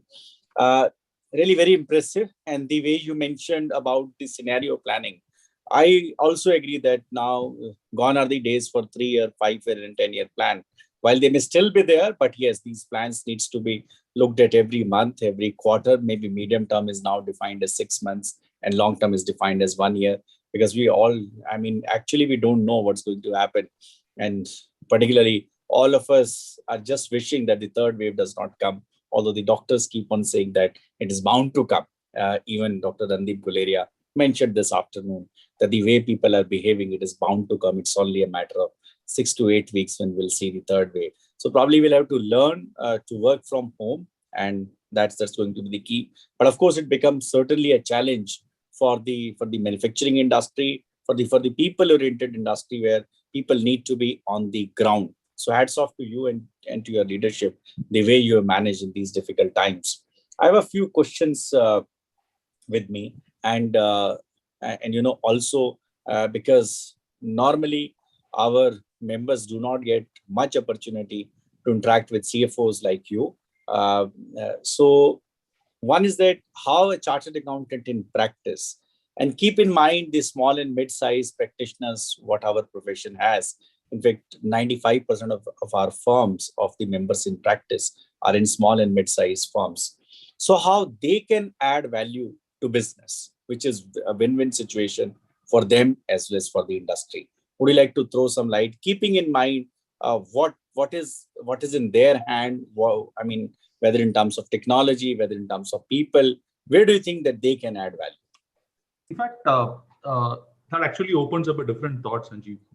The way I'm looking at it is that why should I restrict that to, say, an Eicher Motors, and why should I look at an Eicher Motor family? So what does that mean? Today, I operate on a system where I have, say, 1,000 plus large distributors and 1,000 plus small dealers. And then I have a vendor ecosystem, which is another, say, 2,000 vendors across the ecosystem. Now, if I have to bring in a one-stop solution in terms of the way I need to work with them and I need to do with them, many of these small size and mid-size partners who will be there across, I can digitally create a platform for them as to this is the Royal Enfield way or Eicher way. When it comes to a finance partnership or your claim submission or your audits or your compliance check that needs to be done, and that can be disseminated to the larger ecosystem to see how can we do that partnership. That's one way to do it. The second option, I would also see there are many other areas within our organization where we need support. One is we are looking at, say, outsourcing some of our activities. We do believe so that's one place where there can be partnerships that can be embodied and taken forward. The third is many of the chartered accountants who are coming of the new age are getting into a little bit of digital engagement by themselves. So if we can have those highlighted, maybe one support that I would seek from the institute also, if we could classify these new age guys, or if you could classify people into practice into few more broader sets, might be there's an opportunity for us to reach out and take their service also. Eventually, I think there is a lot that can be done. And when I look at one family of organization, suddenly it opens up multiple opportunity. Yeah, thanks. And in fact, now this family size is 3,20,000 members and 7.5 lakh students, and it's growing. Yeah. One question by a member, and probably this is a question which may be close to the heart of many of the auditors. As a CFO, what's your take on the value of statutory audit in the eyes of management and board of directors? Is audit something which you have to do, that's why you're getting done, or is it something that you want to do and that's why it's being done? I think it is more than both of that. Eventually, as what do a statutory auditor that when he comes in, what we expect him to do? It is not about saying that as to, hey, your financial statements are true, fair, and correct. I think when we look at it today, we are an organization that is a 70,000 crore market cap company. When this audit is getting completed, it is giving a reassurance to n number of shareholders who are sitting outside, hey, the company that where you have invested stands on these credentials, and that's where they are, and that's the standard of their financial statement. The vendors and customers whom we deal with, they get an assurance that as to this is the company, this is the kind of balance sheet that they're sitting on, this is the assurance that you can take from this kind of a company. Third, I think eventually what we're also seeing is it is not only about audit and completion of a statutory requirement. It is also about how a statutory auditor can partner with us. So there are trends that they pick up and state as to, hey, when I say trends, I'm dividing that into two sub-buckets. One is on controls and one is on business process improvements and business improvement as such. So controls, I think eventually what we tend to overlook, we get various feedbacks on a periodic basis to see how do we strengthen that and improve it. There is a learning curve that happens for every organization that is continuous. Second is on business. When many of the audit tools that you guys talked about, which is real-time and digital, tons of data can be processed and patterns can be emerged out of it to say, hey, here is an opportunity to see, is this cost lower? Can you go back to the vendor and renegotiate that? Here is your margin that is coming down. And is there an opportunity for you to relook at that by managing your mix? So that's the way I see it. So to me, it is not about a tick in the box where you do it for a legal or a compliance requirement. I see this probably as today, if you look at it in India, there are about, on a listed environment itself, there are 7,000 companies that are there. Now, if you take the unlisted environment where they still have some kind of an investment that comes in either on a private equity, venture capitalist, or traditional banks, the assurance that we get from these audits are really beyond words. So thanks, Kailash. Then I'll take 3 more questions. Of course, the number of questions is, questions are just pouring in. So do you think that the audit tools, which I talked about in the beginning, which we intend to provide to our members in practice, these will be beneficial from the industry perspective as well? 100%. No two ways about it, Sanjay. And that's an ongoing development. I think I'm sure from where we are, we have enhanced a lot, and the journey will continue as we move forward also. Thanks. Next question is, can a CA in practice act as a virtual CFO? Why not? I think eventually I talked about one word called as agile, Sanjeev. So I'll take a minute to elaborate that. Right. I see largely 4 kinds of agility that you see in people, right? So one is mental agility. I see that as given because somebody who has crossed over and come in through a course like chartered accountancy, mental agility is probably at the highest notch that you need to have. The second is results agility. This is about how you get things done. Again, for a professional like us, that is something is also pretty good to have. And we are demonstrating it. Third is people agility as to how do you handle wide set of stakeholders. As a chartered accountant practicing firm, you are able to handle this and deliver it. But the most important agility, which is where many places you find it as a gray area and opportunity to improve, is change agility. As the world is moving in, if you're dynamic ourselves and you're able to do that, probably you can always be able to do that. I think I'm a big cricket fan, so I can give through one example. Earlier, it started with the traditional way of hitting a spinner used to be a sweep. Then it came into something called as a reverse sweep. Now you have called something called as a switch it. So which means that a right-hand batsman can turn out to be a left-hand batsman and hit the ball out of the park. So why not? As CAs, I think we are doing the hit now. There is a reverse hit that is always possible. And if the change agility is there, we should be able to do that. Great analogy. And the final question I would like to ask as a Central Council member. Do you think that ICAI is able to meet the expectation of industry? Do you think that we are able to reach out to you adequately? And what else as institute we should do for our members in industry? Honestly speaking, Sanjeev, I see this as a two-way process. I think industry on one end and there is institute on the other end. I think institute has opened its door in a way that it can to, I think, both people on practice and people on the industry, right? It's not that it is demarcating by saying who needs to do what. I think somewhere I feel as we people in industry, including me, the moment we get into our role, which is into multiple facets, which is apart from finance and accounts into business partnership, etc., we tend to take this as a backseat. I think the onus is largely on us to come forward and partner with the industry to grow this together. And maybe a suggestion, Sanjeev, could be that is there a forum in which we can make this as a way for us to connect periodically? And is there a sub body that can be formed within the institute where the industry folks come in and there is some kind of a mandate, if not a mandatory activity, but at least something that can help us to partner further and take it forward. The institute has reached great heights and it's the most respected profession in India. And together this can only take it further to the next level. Thank you so much. And I can tell you that we have a committee for members in industry and business that reaches out to members in industry very, very regularly. And nowadays through the virtual mode, and now your institute and my institute is present in 43 countries. We have a number of overseas chapter, and of course we're taking a number of initiatives. So thank you so much for your time and these great responses, and looking forward to have you once again. I would also like to mention that as a chairman of the Sustainability Reporting Standard Board, I'm very happy that we have already announced our, the nominations for the sustainability awards are already open, and this time we have 2 special awards for the new entrants in sustainability. and besides the contribution on the sustainable development goal.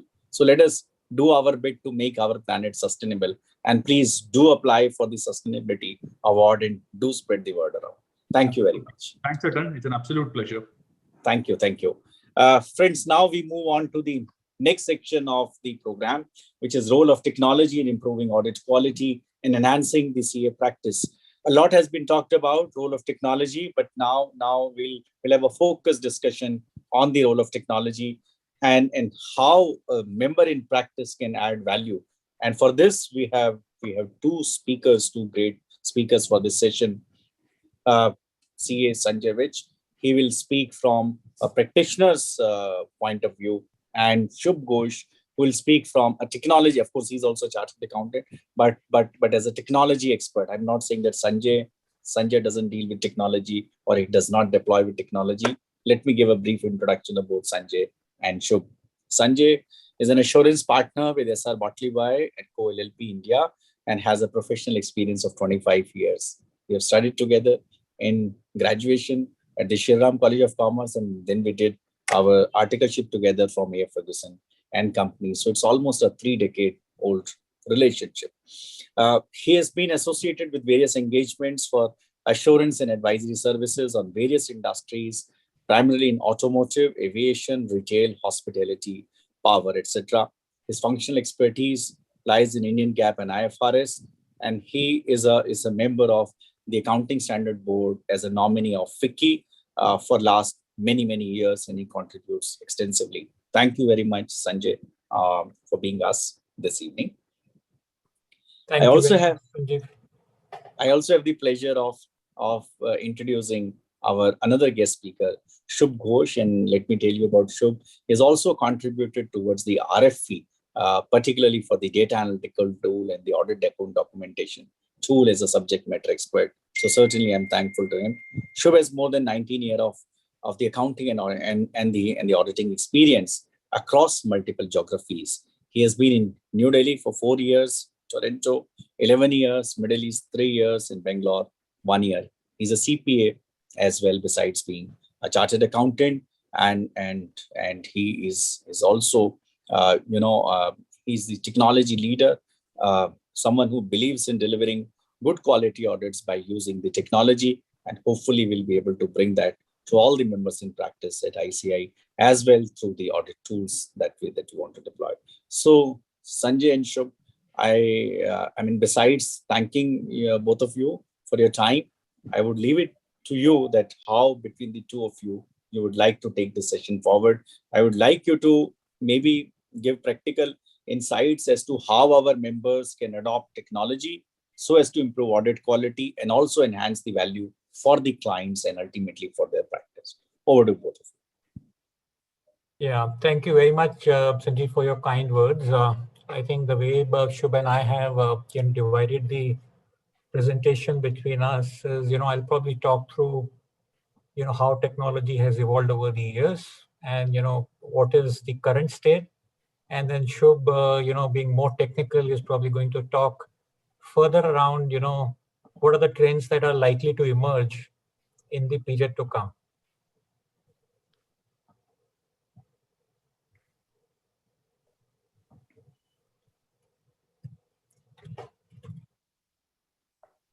So, good evening, friends. I think so. If we see, I think the technology has been evolving significantly over the past 70 years. I think right in 1950, when the probably first computer was made, I think till now, there is significant amount of focus and emergence of technology that has happened over the years.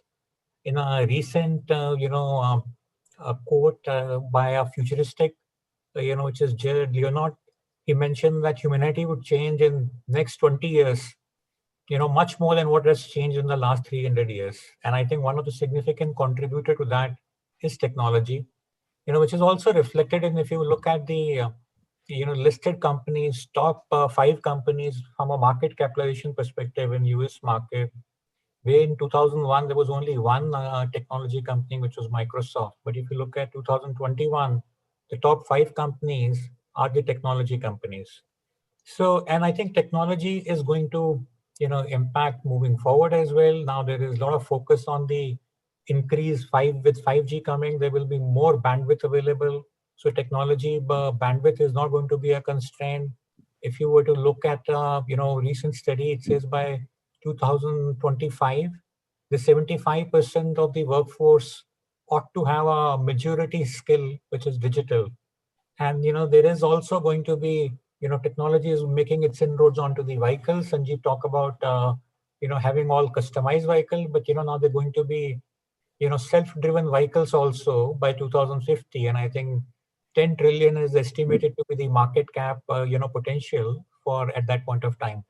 So, that just as a background. So technology hasn't really left any sector. It is impacting all the sectors. It is also impacting us as chartered accountants. So, which means there are more opportunities emerging for us.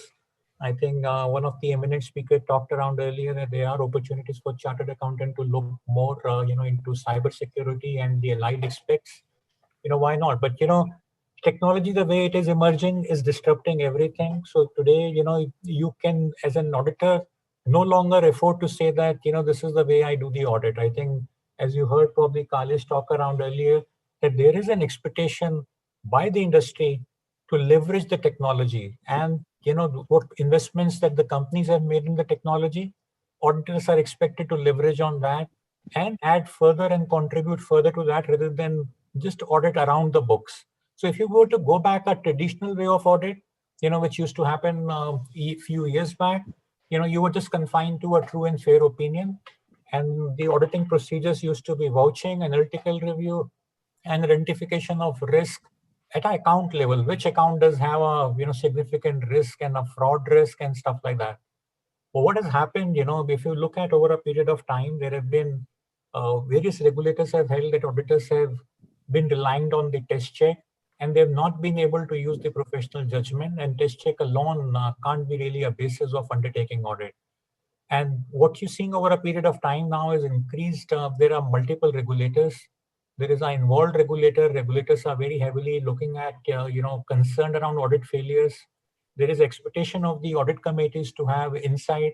Managements also expect, as Kailash was talking around earlier, value adds coming from the auditors beyond the true and fair view. So they're looking at ideas, saying ideas on the control improvement, ideas on the, which helps them understand, maybe which part of the business is doing well, which part of the business is not doing well.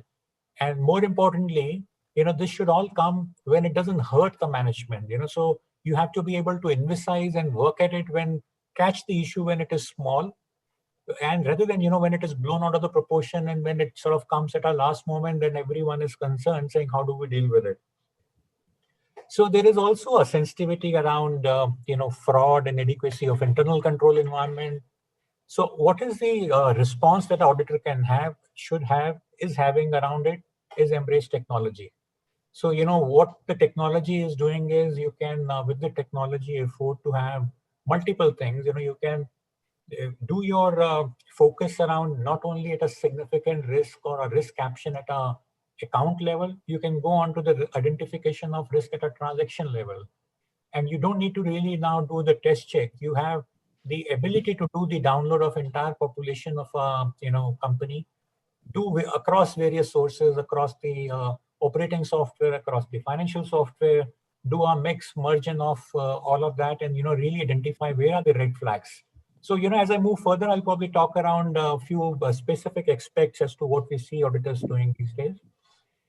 And one of the other change that the technology is doing is, I think earlier we used to have audit planning phase, and then we used to say test of control and the substantive audit. Now I think all of this is becoming blurred, because technology is available through and through. And I think as you keep moving ahead, you can use technology in your planning stage to identify your risk. And I think as you keep moving further, you can again keep looking at how technology can contribute to you in all the aspects of the audit. And then, if you identify more transaction, you can again go back to the drawing board saying, how do I now need to plan it differently? So, it's no longer a static audit saying what you planned is what you need to execute. You just go around doing 25 transaction or, some test checks and then maybe some substantive vouching. So that's, no longer predictable. With the data coming up, data is king. With data driving it, you can see data, You see again, based on some trending, you can again go back to your drawing board saying, what do I need to do differently? So, in next couple of slides, I'll probably talk around some of the tools that have been developed, I think are used by a lot of large firms and mid-sized firm and various people. I think our speaker talked around Excel is the best tool, is also one of the best tool. Excel surely is a good tool, and I think which can enable some of these assessment being undertaken. But having said that, Excel has its limitation. So some of the tools that have been developed are available in the market goes beyond the capabilities of the Excel as well. Like I think now you have, if you have, imagine you can download the entire population of a company general vouchers onto a software, and then you have ability to really scan through what were the entries posted by head of the department, CXOs, or people who are not really expected to post those entries. And is there a specific risk to those? Because, in fact, in one of the cases, we were looking at a financial entry being posted by a purchase, guy who's responsible for only negotiating with the vendors. He's posting a financial entry. So why should he be posting an entry? So not by any other test check, by any random table, but by the sheer fact that someone is posting an entry that is not supposed to be posted, that entry, that transaction can become a potential red flag, and auditors can really look into that as to what does auditor need to do around that transaction. Similarly, I think in today's world, there are a lot of areas where automated, like I think in SAP environment, you are expecting your consumption to be recorded through the automatic interface between the inventory module and the GL module. But if you see entries posted from a consumption, from a valuation perspective, which are manual journal, those journal vouchers again should become like an area of focus from an auditor's perspective. There is also, if you see a conflict of duties, if you see a correlation analysis, like I think you can also do a download of a DAM, see analysis of, let's say, sales and related freight expense. Are they moving in the same tandem, same direction? Are they, inconsistent? If there are any inconsistencies, one can obviously look into those, dive deeper into those to really make sure that there isn't a really concern or a red flag in those transactions. Similarly, they can also be, interesting pairing around it if there are entries around, which are typically ended in a rounded numbers, or line 99, which is just to probably breach authority setup. Those entries may also have additional risk. So again, the point here is that once you have the entire ledger dump with you, you can define, what should be an area, what could be a concern, what could be a risk, and you can, with a click of a button, scan through as to how many entries that get thrown up, which may be potential red flags, which may be potential risk areas that one need to dive deeper. Rather than a traditional approach of just going around vouching, I think there's been a thinking we had a few years back that more vouching means that we have been able to do, gain more audit comfort. Whereas I think now the focus is more saying, rather than more, I think focus should be more on identification of the risk flags to start with. And once you've identified the risk flags, you are going to be able to nail it down with these abilities of these tools. Similarly, there is also a lot of time you have your master data informations. One can now do a lot of analysis around the master data. Let's say, each of the vendor that company deals with, there is a bank account detail, there is a PAN account detail which you have. One can scan through all those data saying, does the PAN, does the GST number, does it all look in a consistent format? Is there transactions happening? If the payment is being made, is it being made to the transaction, bank account that is there in the master account or to some other account? Now, if there is a mismatch, that mismatch could be because, of a change in vendor master during the year, or it could also be because, one transaction, someone was aware that the vendor is not seeking payment or some mishap had happened with the vendor and, he's made a payment to another account. Those transactions can now with a tool be identified, be flagged off, and one can really focus at the risk on hand. So, there are also tools like, interface between the subsidiary ledger and the manual ledger. Whatever sales is being posted in the operating ledger, the same, how much is being posted in the data set module. So all of that can happen. The aging, which used to come typically from system can also be reevaluated by the auditors through the tools. they can always identify if the aging being provided by management, by the system tools is correct. Has there been any manual intervention around it?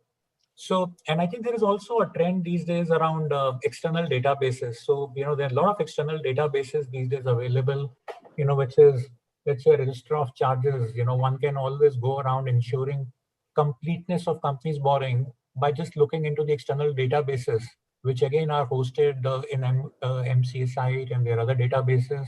There are databases of the shell companies. So one can, if you can download your entire transactions, and you can download the shell company's data or tainted company's data, just do a marry of the two. One can easily identify if you had any transaction with any of those or not. If you suspect there could be some high risk area, one can undertake these procedures and identify and make sure that the risk gets flagged off and are taken care of. Similarly, there are tools available on the internal control side. One can see as to whether there were any breaches in terms of authorization. People who should have approved the transaction, it's only them who have approved the transaction. So long and short, what I'm just trying to say is that gone are the days when it was a traditional way of audit where we are just going around vouching and, more vouching and more vouching. It can now become more intelligent with the 100% data of the corporates or company that you're auditing available to you. You can churn it around in a manner that you think would enable you to assess the risk better. And you can keep doing this with the turn of events in the entire audit. You've done something in planning, you go around further, you identify some issue, you can go back again to the drawing board to see should there be more areas and procedures that you should be undertaking. There are also tools available now, which can enable you to perform bank reconciliation re-performance. You can just take the bank statement and the company's bank book, and just with this digital tools, do a contra entry. I think system itself would, robotic process itself would do the contra of it, and it will flag off the entries that should really be appearing in the reconciliation. One of the other trends these days is that a lot of companies also are going on with this digital tools. They are tracking their entire data set on a regular periodic basis. One can also look at the results of those tools to make the audit process much more sharper and intelligent in that context. So long and short, I think with this information now, with these digital tools, one can go around, and do intelligent piece of work. So the role of auditors is changing over a period of time. I think there are increased expectations from the regulators. The regulators expect audit to be foolproof. There shouldn't be audit failure. There should be a fraud detection. And from a management perspective, management expects auditors to provide insights and more timely insights rather than at a later stage, one day before the audit closure or audit committee. No one would like to really see something that can be predicted or highlighted much ahead. And I think one of the other trends in the with this technology is that there's more need to have an interface with the technology experts. So audit can no longer be done by chartered accountants, who have a good knowledge of the technical standard. Either the chartered accountant themselves get into the knowledge of the technology, or they bring in a skill set which can enable them to review the IT environment, review the, what is there in the application control, what is there in the, IT general control environment, and what is this cyber security environment. Can cybersecurity be attacked? Is there a instance where the data of the company may have been breached, hacked? So all of that, I think the role of the experts is also becoming quite eminent in therein. So long and short, I think if I see the auditing in today's context, the science piece is there, which is the traditional accounting standard and all. But I think the way I see the technology is aiding the auditor is, one has ability now to leverage the databases. One can also look at various external databases, external sources to enhance the knowledge of the client's business. With that enhanced knowledge, have a better identification of the risk, apply your professional skepticism, and be able to take care of it. So the other aspect, is the opportunities available to us as a chartered accountant. How does the practice they will enhance, with this digital. So one is that it's a case of survival. I think, as I heard Kalesh say, that they will expect auditors to be able to do things the way they do it and add value. And I think to be able to add value, embracing digital to my mind is imperative. If someone who's not able to embrace digital may not be able to sustain for a long run, because your client's expectations would not be met. So that's one part of the client, your practice management. Second is, but there are opportunities coming up on the cybersecurity, on the IT side, that again, one can harness. And third, the way I see with this technology, there is opportunity to do audit virtually from anywhere. I think if you were to look at last 1 year with this pandemic situation, audits can be undertaken from homes. And I think if you're doing the audit from home, it doesn't really matter whether you're doing from your home in US or your home in India. So, if there is a database available, there can be significant opportunities for professionals to tie back with the global firms and do work, support them with their digital tools remotely. And a lot of work can be done. I think there are a lot of back offices coming up in the country which do such similar work. And there may be opportunities for all professionals to undertake audit remotely. So with that, I think I'll just take a pause, and I think Shubh would probably go on further to talk around some of the more emerging tools. I think what I talked around are the tools that have now been in implementation for last couple of years. What Shubh is working at and has significant experience is as to how these tools are expected to change over the period of time. Some of them are probably at a drawing board stage at the moment, but I'll invite Shubh now to join and talk us through the trends that are going to be there. Thank you, Sanjay, and a very good afternoon to everyone. It's just phenomenal to hear such great speakers talking about what's happening in the finance space, in the audit space, and how things are evolving for that matter. And it's a fantastic opportunity, of course, to speak to the entire CF fraternity over here. So let me pull up my screen here. Let me know once you're able to see this. Yes. Yeah, we're able to see this. Yeah. Yeah, good. So I will just put myself on share mode. Yeah. Perfect. So as I mentioned, I will talk about the emerging technologies which are coming into audit. And already we talked a lot about data-driven audit, data-first audit. And essentially that is the premise that I have for using the various new and smarter technologies and tools in audit today. Now, we commonly use this word disruption today. And personally, I find it having a very negative connotation, because when I see disruption and things changing, at the same point in time, there is a huge opportunity to do something new and do something differently. And what we need to do as auditors here is to equip ourselves more appropriately to respond to our clients' changing business environment. And the better we do that, better we understand the impact of digital, we are ready to deliver more effective and efficient digital audits for that matter. And see how I'm trying to use this word digital and audit. It's not two separate words, if you will. It's essentially digitally driven audit, and I try to call it digital audit for that matter, and not look at it as two different things. Now, we can talk about so many different technologies which are out there, and specifically today I picked 4 topics, and I will cover like RPA and process mining, AI, and blockchain. But you can think of so many other new emerging tools which are out there and at various degrees and levels which can impact the way we do our audits today. And the focus again is not volume, but focus on the risk and how we can effectively address those risks. Let me give you examples of some of newer technologies like blockchain, which are getting used today. Many of you know SBI has now allowed banks to transact in cryptocurrencies, facilitating all those transactions now. For example, RBI has allowed that back in March 2020, and many of your clients probably are transacting, and many of you might be transacting in cryptocurrencies today. So if we have to audit such a trust framework, are you equipped to do that? So we will touch upon those things. Many in this COVID environment doing their inventory stock counts via digital mode. Many of them have moved towards drones and applying it in a completely digital way and a video capturing way of doing it without any human interaction. Now, if you don't understand the IT framework, which is enabling all those things, you can get quickly lost, because in a video they can show you everything. How do you get yourselves comfortable that they are showing something which is the real inventory which is out there? So the IT general environment is extremely getting more and more complex, and you have to have the right mechanics and tools to be able to get comfortable with that. Again, Manu Agarwalji talked about cybersecurity is such a big thing today.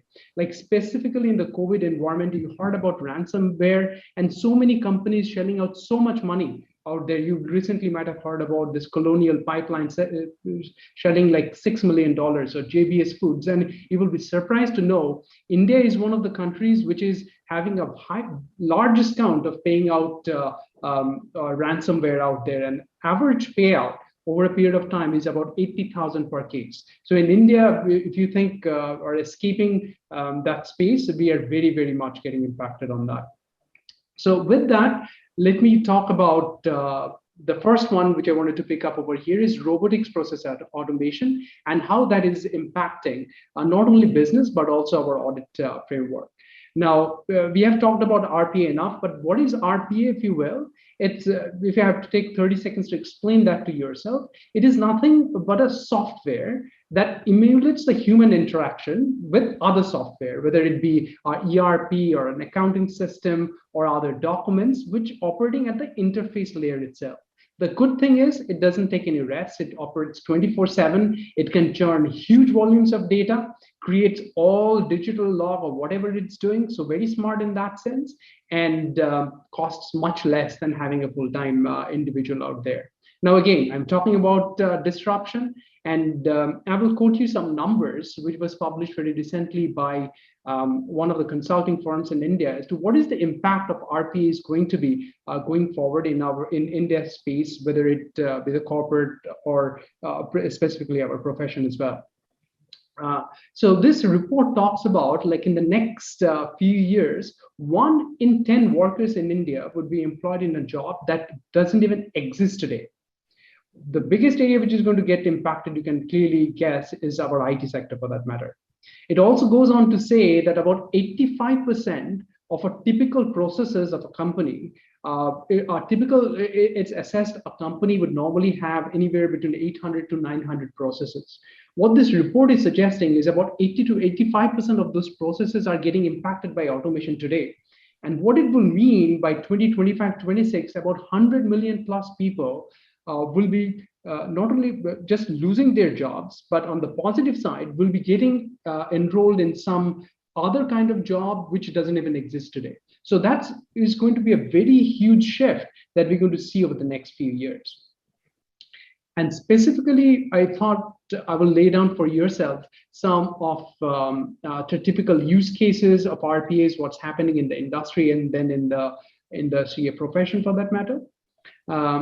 The two types of RPA is primarily what we see today. One is the desktop automation, or RDA as we call it. So it can be as simple as Excel workbook, use of macros and pivot table for that matter. It can be visual basic applications, like say using Power BI or other screen scrapers or Spotfire, Tableau kind of stuff over there.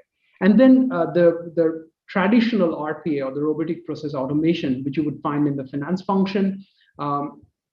Think of a company which already has an existing ERP, its legacy system, and doesn't want to invest too much in its new ERP and stuff, right? So what it can essentially do is it can create multiple new applications at much cheaper cost and have an RPA interact between the legacy ERP and the various applications. So doing the same function, but not investing on a huge scale on new ERPs for that matter. And of course, you can think of low-hanging fruits, which could be, say, invoice processing, payments processing, journal entry processing, managing databases, and so on and so forth.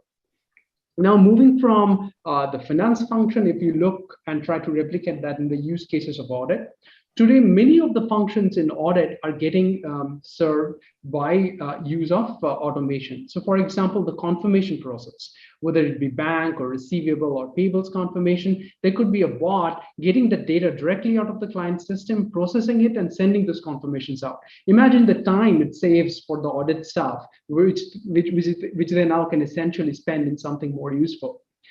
Of course, you guys do your analytical procedures in audit where you pull the trial balances out and try to do a variance analysis, put certain thresholds and try and test that. Give it to a bot. It will do it for you in any very little time. So what you are left with is the variances, and the bigger variances probably you want to focus on and directly go in there. Likewise, there are so many other areas which you can automate out in your audit process itself. So for example, generating the lead sheets, consolidation of the work papers, roll forward of standard documents from previous year, sampling, financial statement tie-out. All of these things can now be shipped out to our robot, so you can spend something which is more important. All right, so let's talk about artificial intelligence now. So I like this chart because the way it explains over here is how from past, present, and future we are evolving. And the way I like to explain is how machines are getting involved is they take the do part of a job, then they are started to take the think part of a job, then the analyze and the decide part of the job. So think about automation. We just talked about that. Essentially what it does, it supports the human actions today by taking out the bot part of the human being. So we gave examples of F&A or financial accounting team or IT team or the HR procurement team, simple purchase order processing over email and creation of a PO. That is the do part of the job getting done by a bot. Moving on to a think part of the job, again, any back office or mid office function that you can take up, you can think of.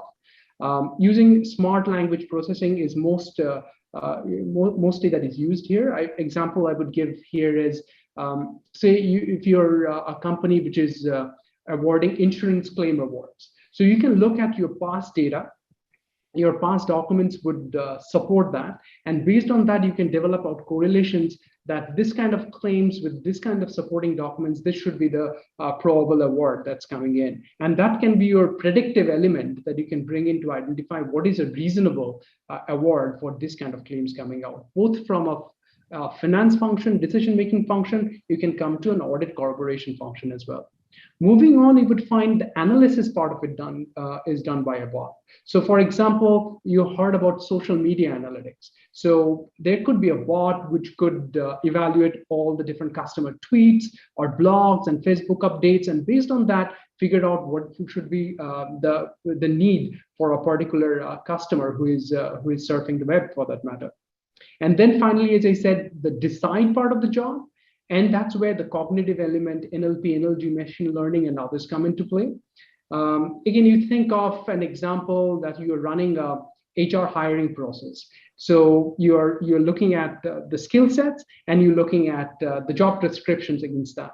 So you can use your email capabilities to put the jobs out there in various websites. And again, you can use the NLP capabilities to screen the various CVs which are out there and match the jobs with the right kind of CVs. Here are some use cases I thought to bring up for yourself in the audit itself. So the first one is what we call SIRE, or Smart Automation Retrieval Engine. So what does this AI tool does? Essentially, it's a branch of AI, and it retrieves the information from the document and cleans whatever is irrelevant and focuses on how it is trained to work on. So for example, in DAS 116 on lease accounting, what this machine can essentially do is it can read hundreds and hundreds of lease contracts together, take out the key terms, take out the key amounts in there, and give you a first cut of what are the key terms of those contracts are, how you can categorize them. It can even take those amounts out and can tell you this is the ROU asset or the liability or the depreciation that you need to book. So at least the first cut ready for you. We have in experience have seen this kind of lease analyzers working at about 70 to 80% accuracy rate. So when we had started this solution about 4 or 5 years back, possibly it was like 20-30% accurate. Now with learning over a period of time, this has become highly more accurate over a period of time now. Then talk about your CARA compliance, where you're talking about regulatory remittances or challans, whether it be TDS or PF, ESI, and so on. What this machine could essentially do is read those challans, again, take those amounts and stuff from there, and then map it against what's the posting is there in the ledger, and figure out any discrepancies for you and what the right accounting entries should be. So everything which you would have done days and days spent around with can quickly be done with the right machine, with the right processing power in there. Similarly, machine vouching, right? It can read the invoices out, the PO and the good receipt note, for example, and can do all three-way matching for you. So that's what AI is helping us do today. Again, data mining, and Sanjay briefly touched about that. Like we are talking about base analysis today, which helps you to analyze the entire 100% of the GL dump. And what AI coming in helps you do is take it to the next level. Mostly what we do today is descriptive analytics. So it explains mostly a postmortem of what we have done. Where we are moving now towards is, as we understand the historical tools and patterns, we are moving more towards predictive and prescriptive analytics. So when you're looking at JE testing, it's already through machine learning have some knowledge around what are the kind of patterns are indicative of risks. And when it runs through your data set, it can predict for you these kind of patterns I'm observing, watch for it closely, because that can give you some elements of risk that you need to focus on. We did a lot of lately some market-based affinity analytics, which is mainly done in the retail space. So I will just give you an example. Normally, based on how the POS system and the recording works, we can train the machine to understand what are the products which are normally bought in pairs. So for example, if you're buying bread, you would also buy, say butter and jam. So over a period of time, the machine learns this. And it can create a trend for you that what is the correlation between the bread that grocery store has sold vis-a-vis the jam and butter it has sold. So over a time, it develops that correlation and gives you a prediction of what the future sales are going to be. That way you can help your audit to predict whether the theme is making sense for you or not. So many of you would have seen, like as you go and buy things in Amazon, there is a pop-up saying, it says, if you buy this, if you have bought this item, there are other customers who have been looking for other items who have bought this items as well. So this is the algorithm that works behind to flash for you as to what you can possibly buy and proposing it back to you. Similarly, there could be various unsupervised pattern detection techniques which are used today. And then chatbot, it's a very friendly way, and auditors use it a lot in accessing and cultivating their existing databases. If you, for example, if you want to do a search on, say, Ind AS 116 or IFRS 15 or various other accounting standards, so you put a keywords in there in your chat box, and this chat bot will bring you the relevant accounting guidance for you. So use intelligently the kind of keywords that you're putting in, and that essentially will train this chatbot more and more to give you more focused answers going forward. Right.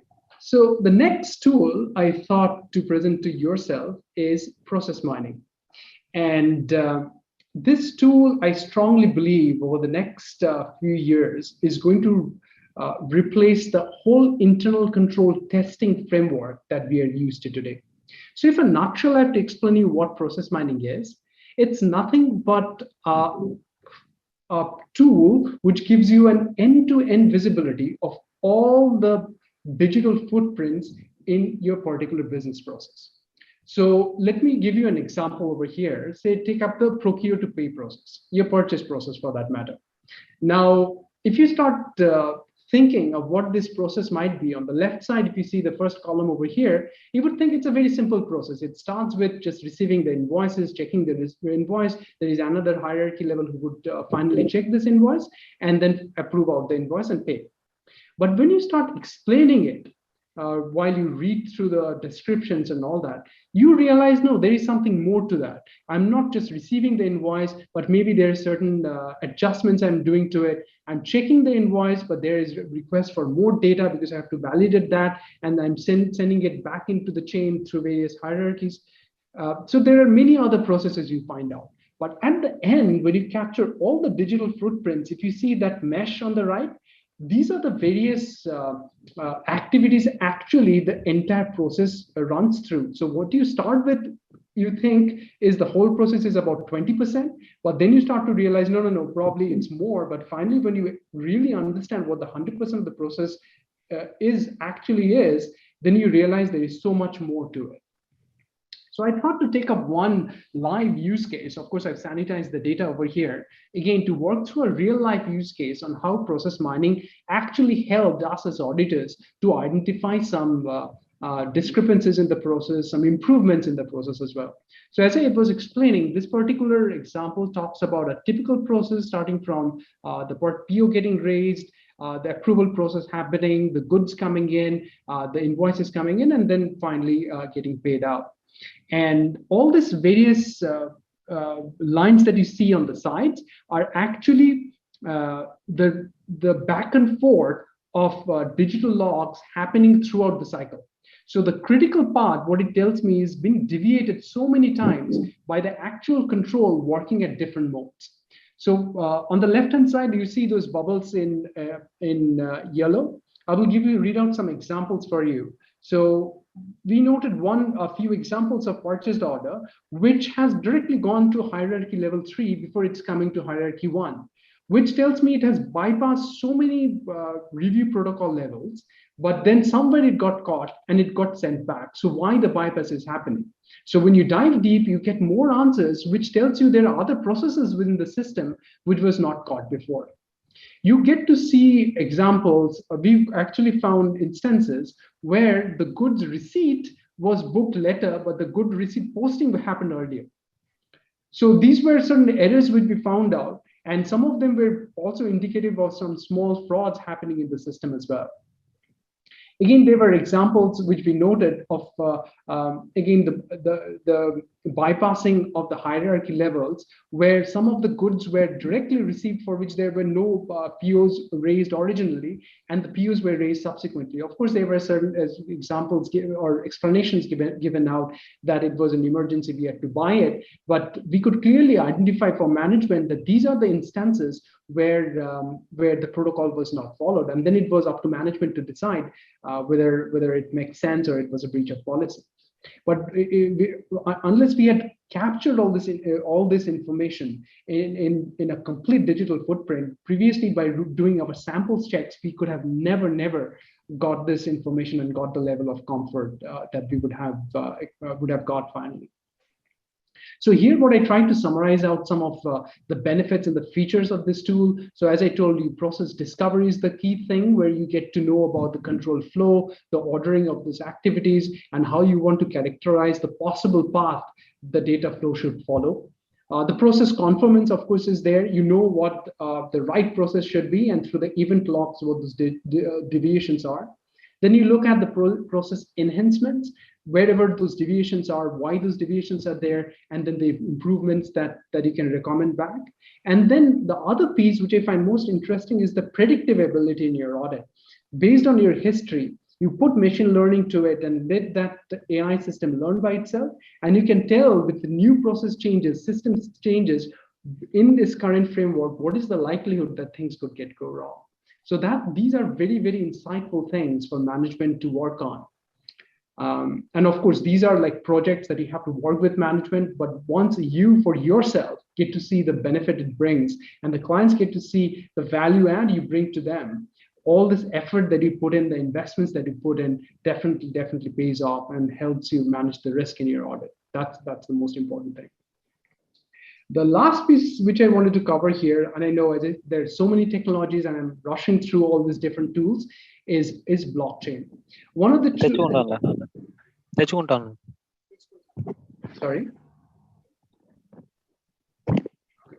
Sorry, I will keep going. I thought I just heard some noise.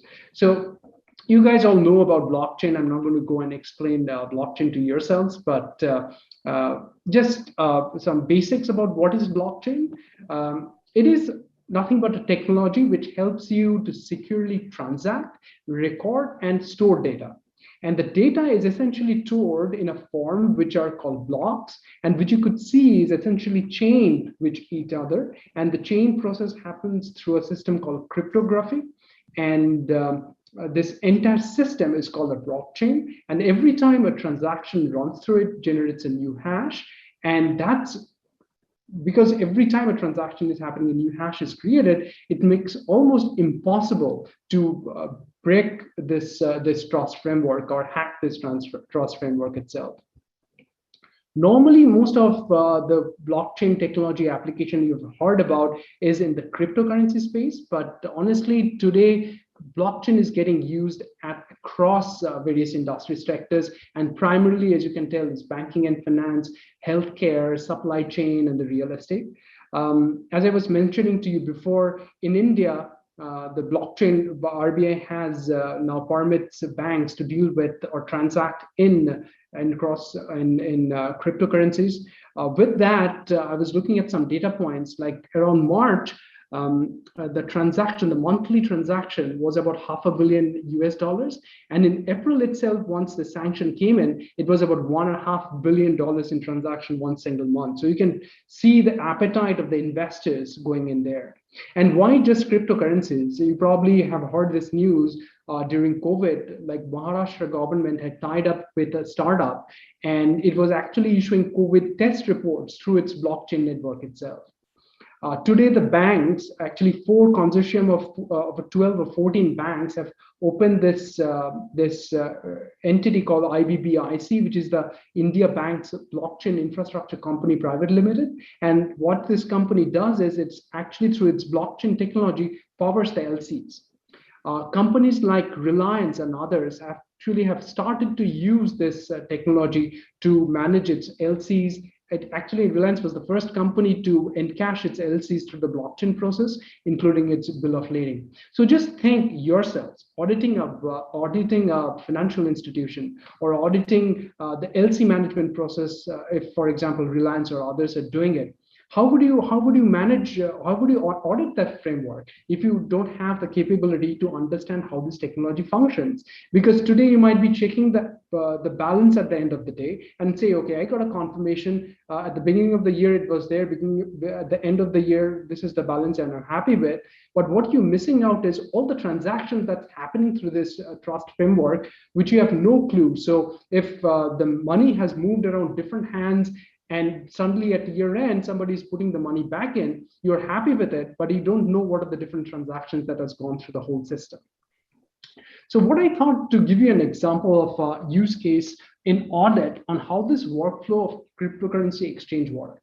So take an example of 2 individuals, one Divya and one Arnab. One Divya wants to buy a blockchain worth say 10,000 rupees, and Arnab wants to sell a blockchain or Bitcoin worth 10,000 rupees.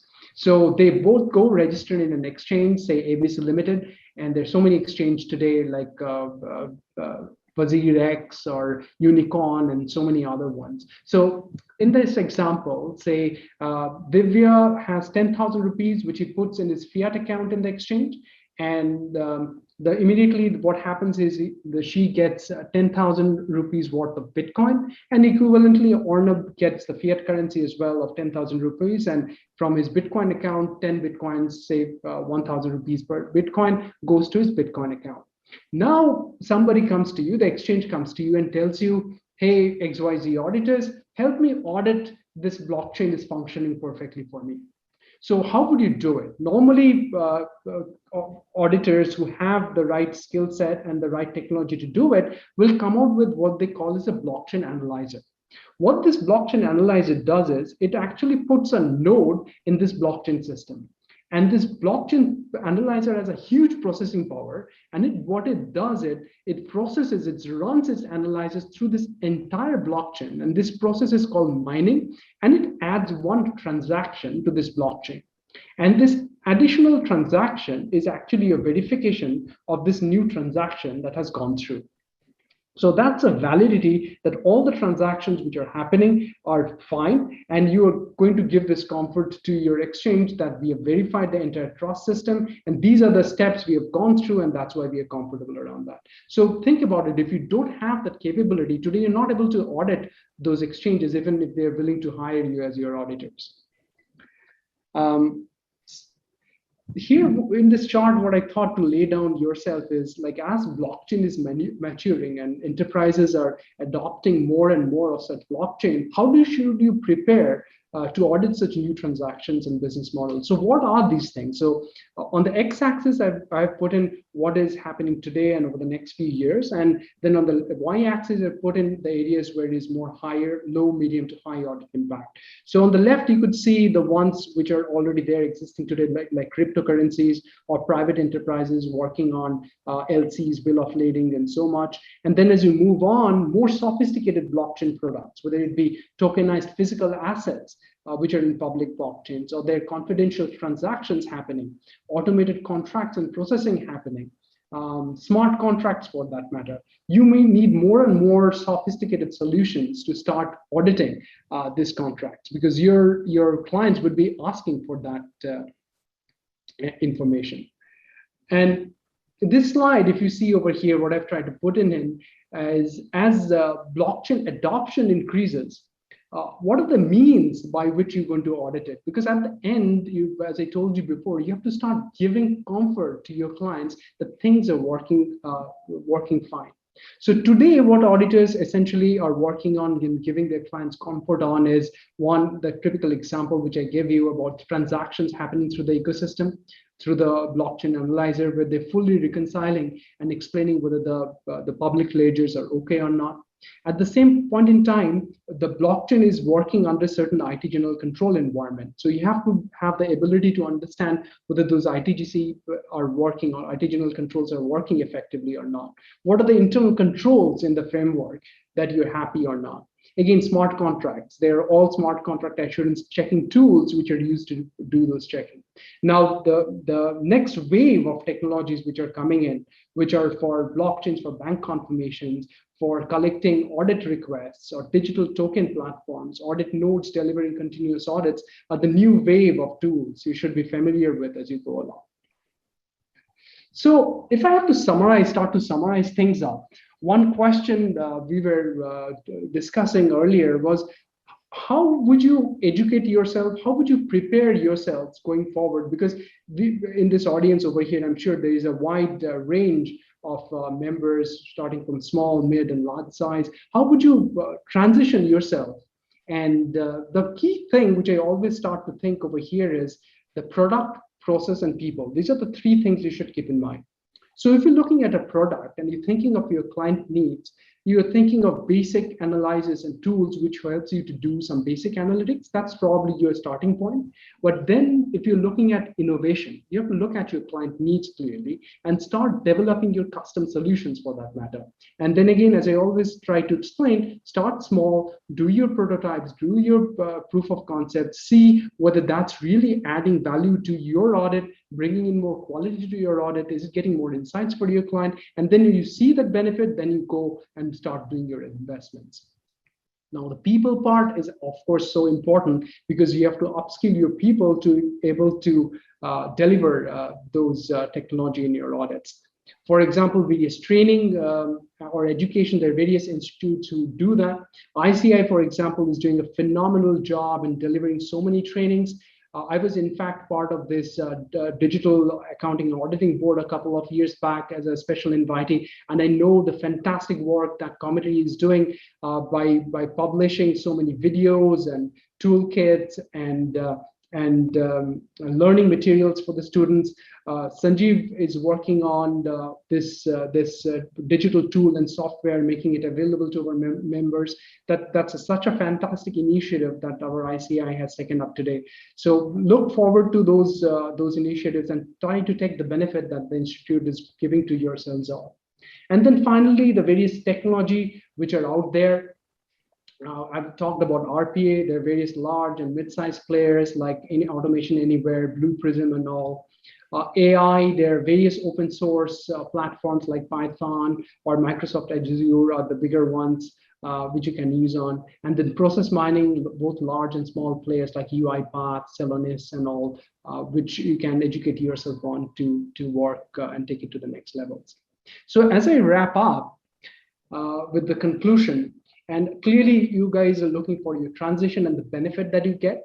And I try to explain that in three key terms, that there should be either quality by using or deploying technology in your audit, or there should be at least efficiency coming in, making your processes more efficient. Or finally, if not anything, there should be more value-add insights for your clients. So whether you look for quality, whether you look for efficiency or value adds, this should be some basic premise which should enable you to deliver more quality and efficient audits going forward. So I will wrap up with that. I know I punched in a lot of content together and some of them are quite heavy. But at this point in time, I'm happy to take, I'm sure Sanjay is here as well, to take any questions that you might be having. Back over to you, Sanjay or Sanjeev. Yeah. So now, Thank you. Sanjeev, I think questions were sent to you, I think.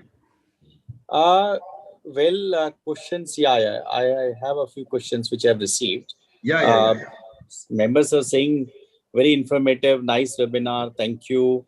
One question which a member has asked is using drones or smart glasses to check inventory without visiting a client's warehouse, or using API to gather their financial data more quickly, or building a bespoke tool to automate payroll testing are all great examples of using technology to streamline an audit. But do they make an audit better? So Shubh and Sanjay, or maybe Kaliswaran, if any of you want to make an attempt, do they make an audit better? Can they replace the professional skepticism, judgment, etc.? Or do you feel these are essential tools now? Maybe I will take a first crack at that, if that is okay. So see, any technology is great, but if the human element of that is missing, the technology cannot do anything, right? So what this technology is nothing but an enabler for you to do things more efficiently, or if not, present to you data sets that you can evaluate and understand whether the risk in your audit is getting addressed more effectively. Like Sanjay gave this example of sample testing. Now we're looking at 100% of the data set. With drones possibly, or AI advanced analytics, you're able to move away from just doing descriptive analytics to predictive analytics. You're looking at those correlations and saying, this does not make sense. Rather than doing 25 samples of, say, a retail company where the volume of each transaction is so small, and the price of individual transaction is so small and the volume is so high, by doing 25, 50, 100, 1,000 samples, that gives you no comfort. So if you don't take the benefit of technology in enabling that routine part of it and give you those value benefits, your decision making will be lost out big time. Yeah. And just to add further, I think just going on the drone example, so this is an enabler. I think what Shubh had said in his summing up comment is that there is technology available. One should deploy the technology if it serves one of the three purposes. And I think what you have to do is, you have to go through that yardstick. Is it serving a purpose? And I think it may not serve, I agree, it might just take your professional judgment and away, if you're just counting some boxes.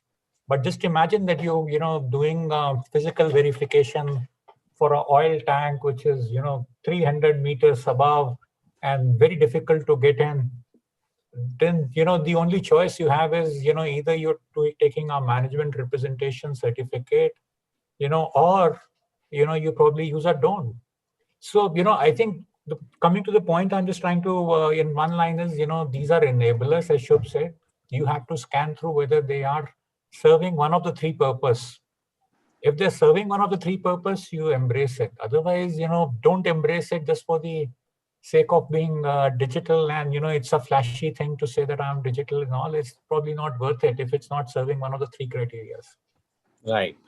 Shubh, one question which a member has asked, and probably that question indicates the pulse of the profession. With most of our practitioners being small and mid-size, and rather I'll say small, almost 80% of the practice is sole proprietors. Do you think technology is affordable for them, and do you think technology will be useful to them? You may not be knowing the areas of work which they do, so maybe for your benefit, normally some of them will be dealing with the compliances in GST or in the direct taxation, or maybe doing some internal audits, some branch audits, statutory audit. So with this kind of a work profile, what is the role that technology can play and how it can be made affordable? That's a very question, and that's always a fine balance between investment and the risk that you want to address. What's the client profile? What are you equipped enough to handle that kind of client? So it can be pretty judgmental, and of course, investment and pricing and everything is a big challenge right now. But today, the way in India technology has evolved, there are various tools and solutions already available, and not only tools and solutions, there are educative materials, courses which are available, which can educate you very quickly to understand what is the changing demand of your clients and how you respond to that. Like even if you talk about Excel today, which everybody has, there's so many basic features in there. If you use properly, there are many things that you can get done, which you're talking Excel, but basic analytics can very well be performed by using Excel itself. And Sanjeev, you can talk more about the efforts that ICAI is taking today. I've been involved for the last couple of years and seen what this institute is doing, what programs and plans that you're coming up with. The whole objective is to make it affordable for the entire community over here. So you know way more better how this thing can be. Absolutely, sure. No, thanks. And it's our endeavor to offer it free of cost to the members, at least for the first year, and then maybe charge a very nominal amount. No, I agree. I mean, I'm a supporter of technology. Sanjay, or rather, let me ask this question to Kalishwaran. How do you think, while choosing a service provider who's a chartered accountant, from the management perspective or from a service recipient perspective, what role technology plays in your mind while awarding a contract or while taking a decision on awarding that contract? Oh, significant, Sanjeev. I think today, for example, more than anything else, eventually we want an output to know the whys. I'll just go back to the drone example that was earlier called out and what Shubh and Sanjay added. For me, eventually, it is not about the what process of it.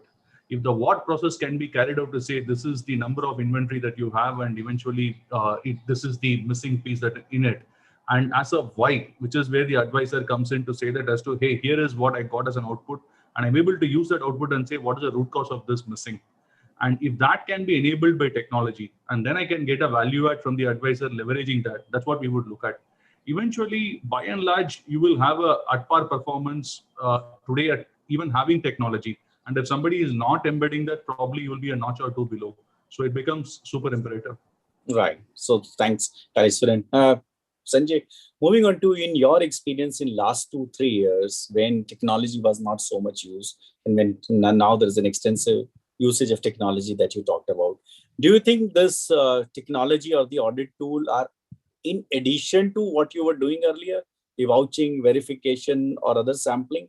Or do you think technology has actually saved the audit efforts and probably has allowed an auditor to carry out an audit more effectively rather than adding onto more processes? You're on mute. Please unmute yourself, Sanjay. Yeah. So, I think it is, both at the moment is how I would say, because, it's early days. So technology, people are learning, and, till the time you're sure of technology outcome, I think, you start year one trying to do it as an add-on. But, once you've learned it, then you know how to replace it. So I think it's going to evolve in that context. And I think, then there will also probably be a wider discussion at some stage. I think if just going back to what Shubh was talking earlier, that process mining may just change the way we do the ICFR testing. Now, one, it may as a tool perspective. Second is, would it be sufficient from a regulatory perspective and a regulatory environment perspective? So, that also has to be a blend in. You just can't say, I have a confidence that this technology is better, superior. But, you have to also take on board the regulator's perspective, whether this would sail through their test or not. And if it doesn't, you may still believe it's better and you may do it. But you still have to do what the regulators expect you to do it, which pass their purpose and test. So that becomes the baseline. And then I think if you believe it's better, you do that. But, you can't eliminate, in some of those instances is how I see it. No, I agree. And in times to come, we may also have an auditing standard around technology, how to use it, how to document it. One member wants to know whether data analytics or technology is a role to play in forensic audit and internal audit as well. Absolutely. I mean, many of these things that we talked about, you can just take them and say, I'm repurposing them for my internal audit as well, right? So for advisory space or for internal audit space, if you call it, any of these tools, see, at the end of the day, what are you doing with these tools? Where are you able to add value in your advisory space? Where you're adding value to your clients or not? In forensics, the same tools, the AI tools which they work on, they apply so many statistical machine learning based tools to take the whole data dump and do a lot of statistical ML kind of work on that one to come out with, as I was mentioning, more predictive type of analytics that in this situation, in this data set, this could be the 10 flashy fraud risk areas which might be coming up. There are tests which they do around understanding the PO management process itself. So they will take the entire PO system and they will take the vendor details, and they will also say, for example, match the entire data set with their clients or the employees to see whether there is any linkage between the two or not. So is my vendor is also an employee, and if the same is there, this is a red flag as to why is that happening. So without technology, without data mining, all of this getting mapped at a large scale for big companies, it's a humongous process. It will take you like months, if not more, which you can essentially get it done in a day's time. So analytical procedures, understanding relationships, correlations are essentially key in any forensics or internal audit framework. And any of these tools, as I mentioned before, can just be repurposed from that angle as well. So thanks, Shubh. I think we had a wonderful discussion, and personally, as I said, I'm very, very supportive of technology. And as like Manu Agrawalji mentioned that COVID first wave, but the institute was functioning right from day one. We conducted more than 5,000 webinars in the first year, and we were able to deliver them free of cost to all the members. We were through the use of technology by conducting the courses in a virtual mode. We were able to reduce the fees by 75% for most of the courses. So we certainly see a value in that. And probably this was an eye-opener session. As I said, 2,000 members registered for this webinar, which normally doesn't happen when we talk about technology. So it means that our members also want to learn and want to use technology. And but for this technology platform, this kind of an attendance also would not have been possible. If this program would have taken place in a hotel or in a seminar room, probably it may not have been possible to get all three of you at one place. So probably again, it's happening due to technology. So thanks a lot for your time, and I'll now request Prasanna ji to give a formal word of thanks and the learnings from today's webinar. Thank you, Sanjeev. It was really a very interesting webinar today. So all the youngsters, I don't know their age. They look all between 30 and 40. Really, I don't know their age. But the knowledge levels are up to date. You know, what is happening in the entire system, the technology, they have very lucidly explained. I thank CA Kaliswaran Arunachalam. So he is from, I think he must be from Tamil Nadu. So I was so happy that hailing from Tamil Nadu, I'm fascinated that at that age, we've got a global chief financial officer for such a great organization. We're really proud of you. You're also is a brand building for us to show that, you know, you're at that age, being a chartered accountant, getting that position. Thank you very much, C.A. Kaliswaran, for the excellent presentation you made. And, you know, the way in which you have told, with the bullet points, the entire gamut of their business you have shown us. Not only finance thing, you know, so which you have been doing almost all the companies were fascinated. Thank you very much, Ms. Kaliswaran. And, you know, I could not listen to Sanjay, which I was there only for some time. Sometime I lost him. But in what are the 5-10 minutes I heard him, it was very interesting. Very interesting. The closing thing I just heard. So very nicely and lucidly explained. Thank you, Mr. C.S. Sanjay, for the excellent presentation you made. And Subghosh, I was there throughout. I don't know whether though the name indicates he must be from West Bengal, I thought he's an American or Canada. So his language, his grip of the subject was excellent, really. It was amazing. I too heard artificial intelligence and blockchain technology. These are the ABCD, the buzzword everywhere, you know. I too get on the stage and talk about artificial intelligence, blockchain, cyber security, data analytics. But the way in which he has explained, very short thing, you know, it really went into my mind. What is going to happen? The roadmap. I may not know the technology, but what is the impact of the technology? I really understood. I am sure all my colleagues who have attended this webinar, all 2,000 odd members, must are benefited out of a deliberation. Thank collectively and individually all three of you on behalf of the Committee for Members in Practice. We'll look forward to having more sessions of this kind using your knowledge levels in different forums also. So the time given was short to you. We do realize today. So it should have been a little long time for you. We'll have many seminars where we'll invite you. You have to spare your valuable time for the benefit of our fraternity. Thank you very much. Thanks a lot. Thanks for all the. Thank you. Thank you very much. Thank you. Thank you very much. Thank you, everyone. Thank you.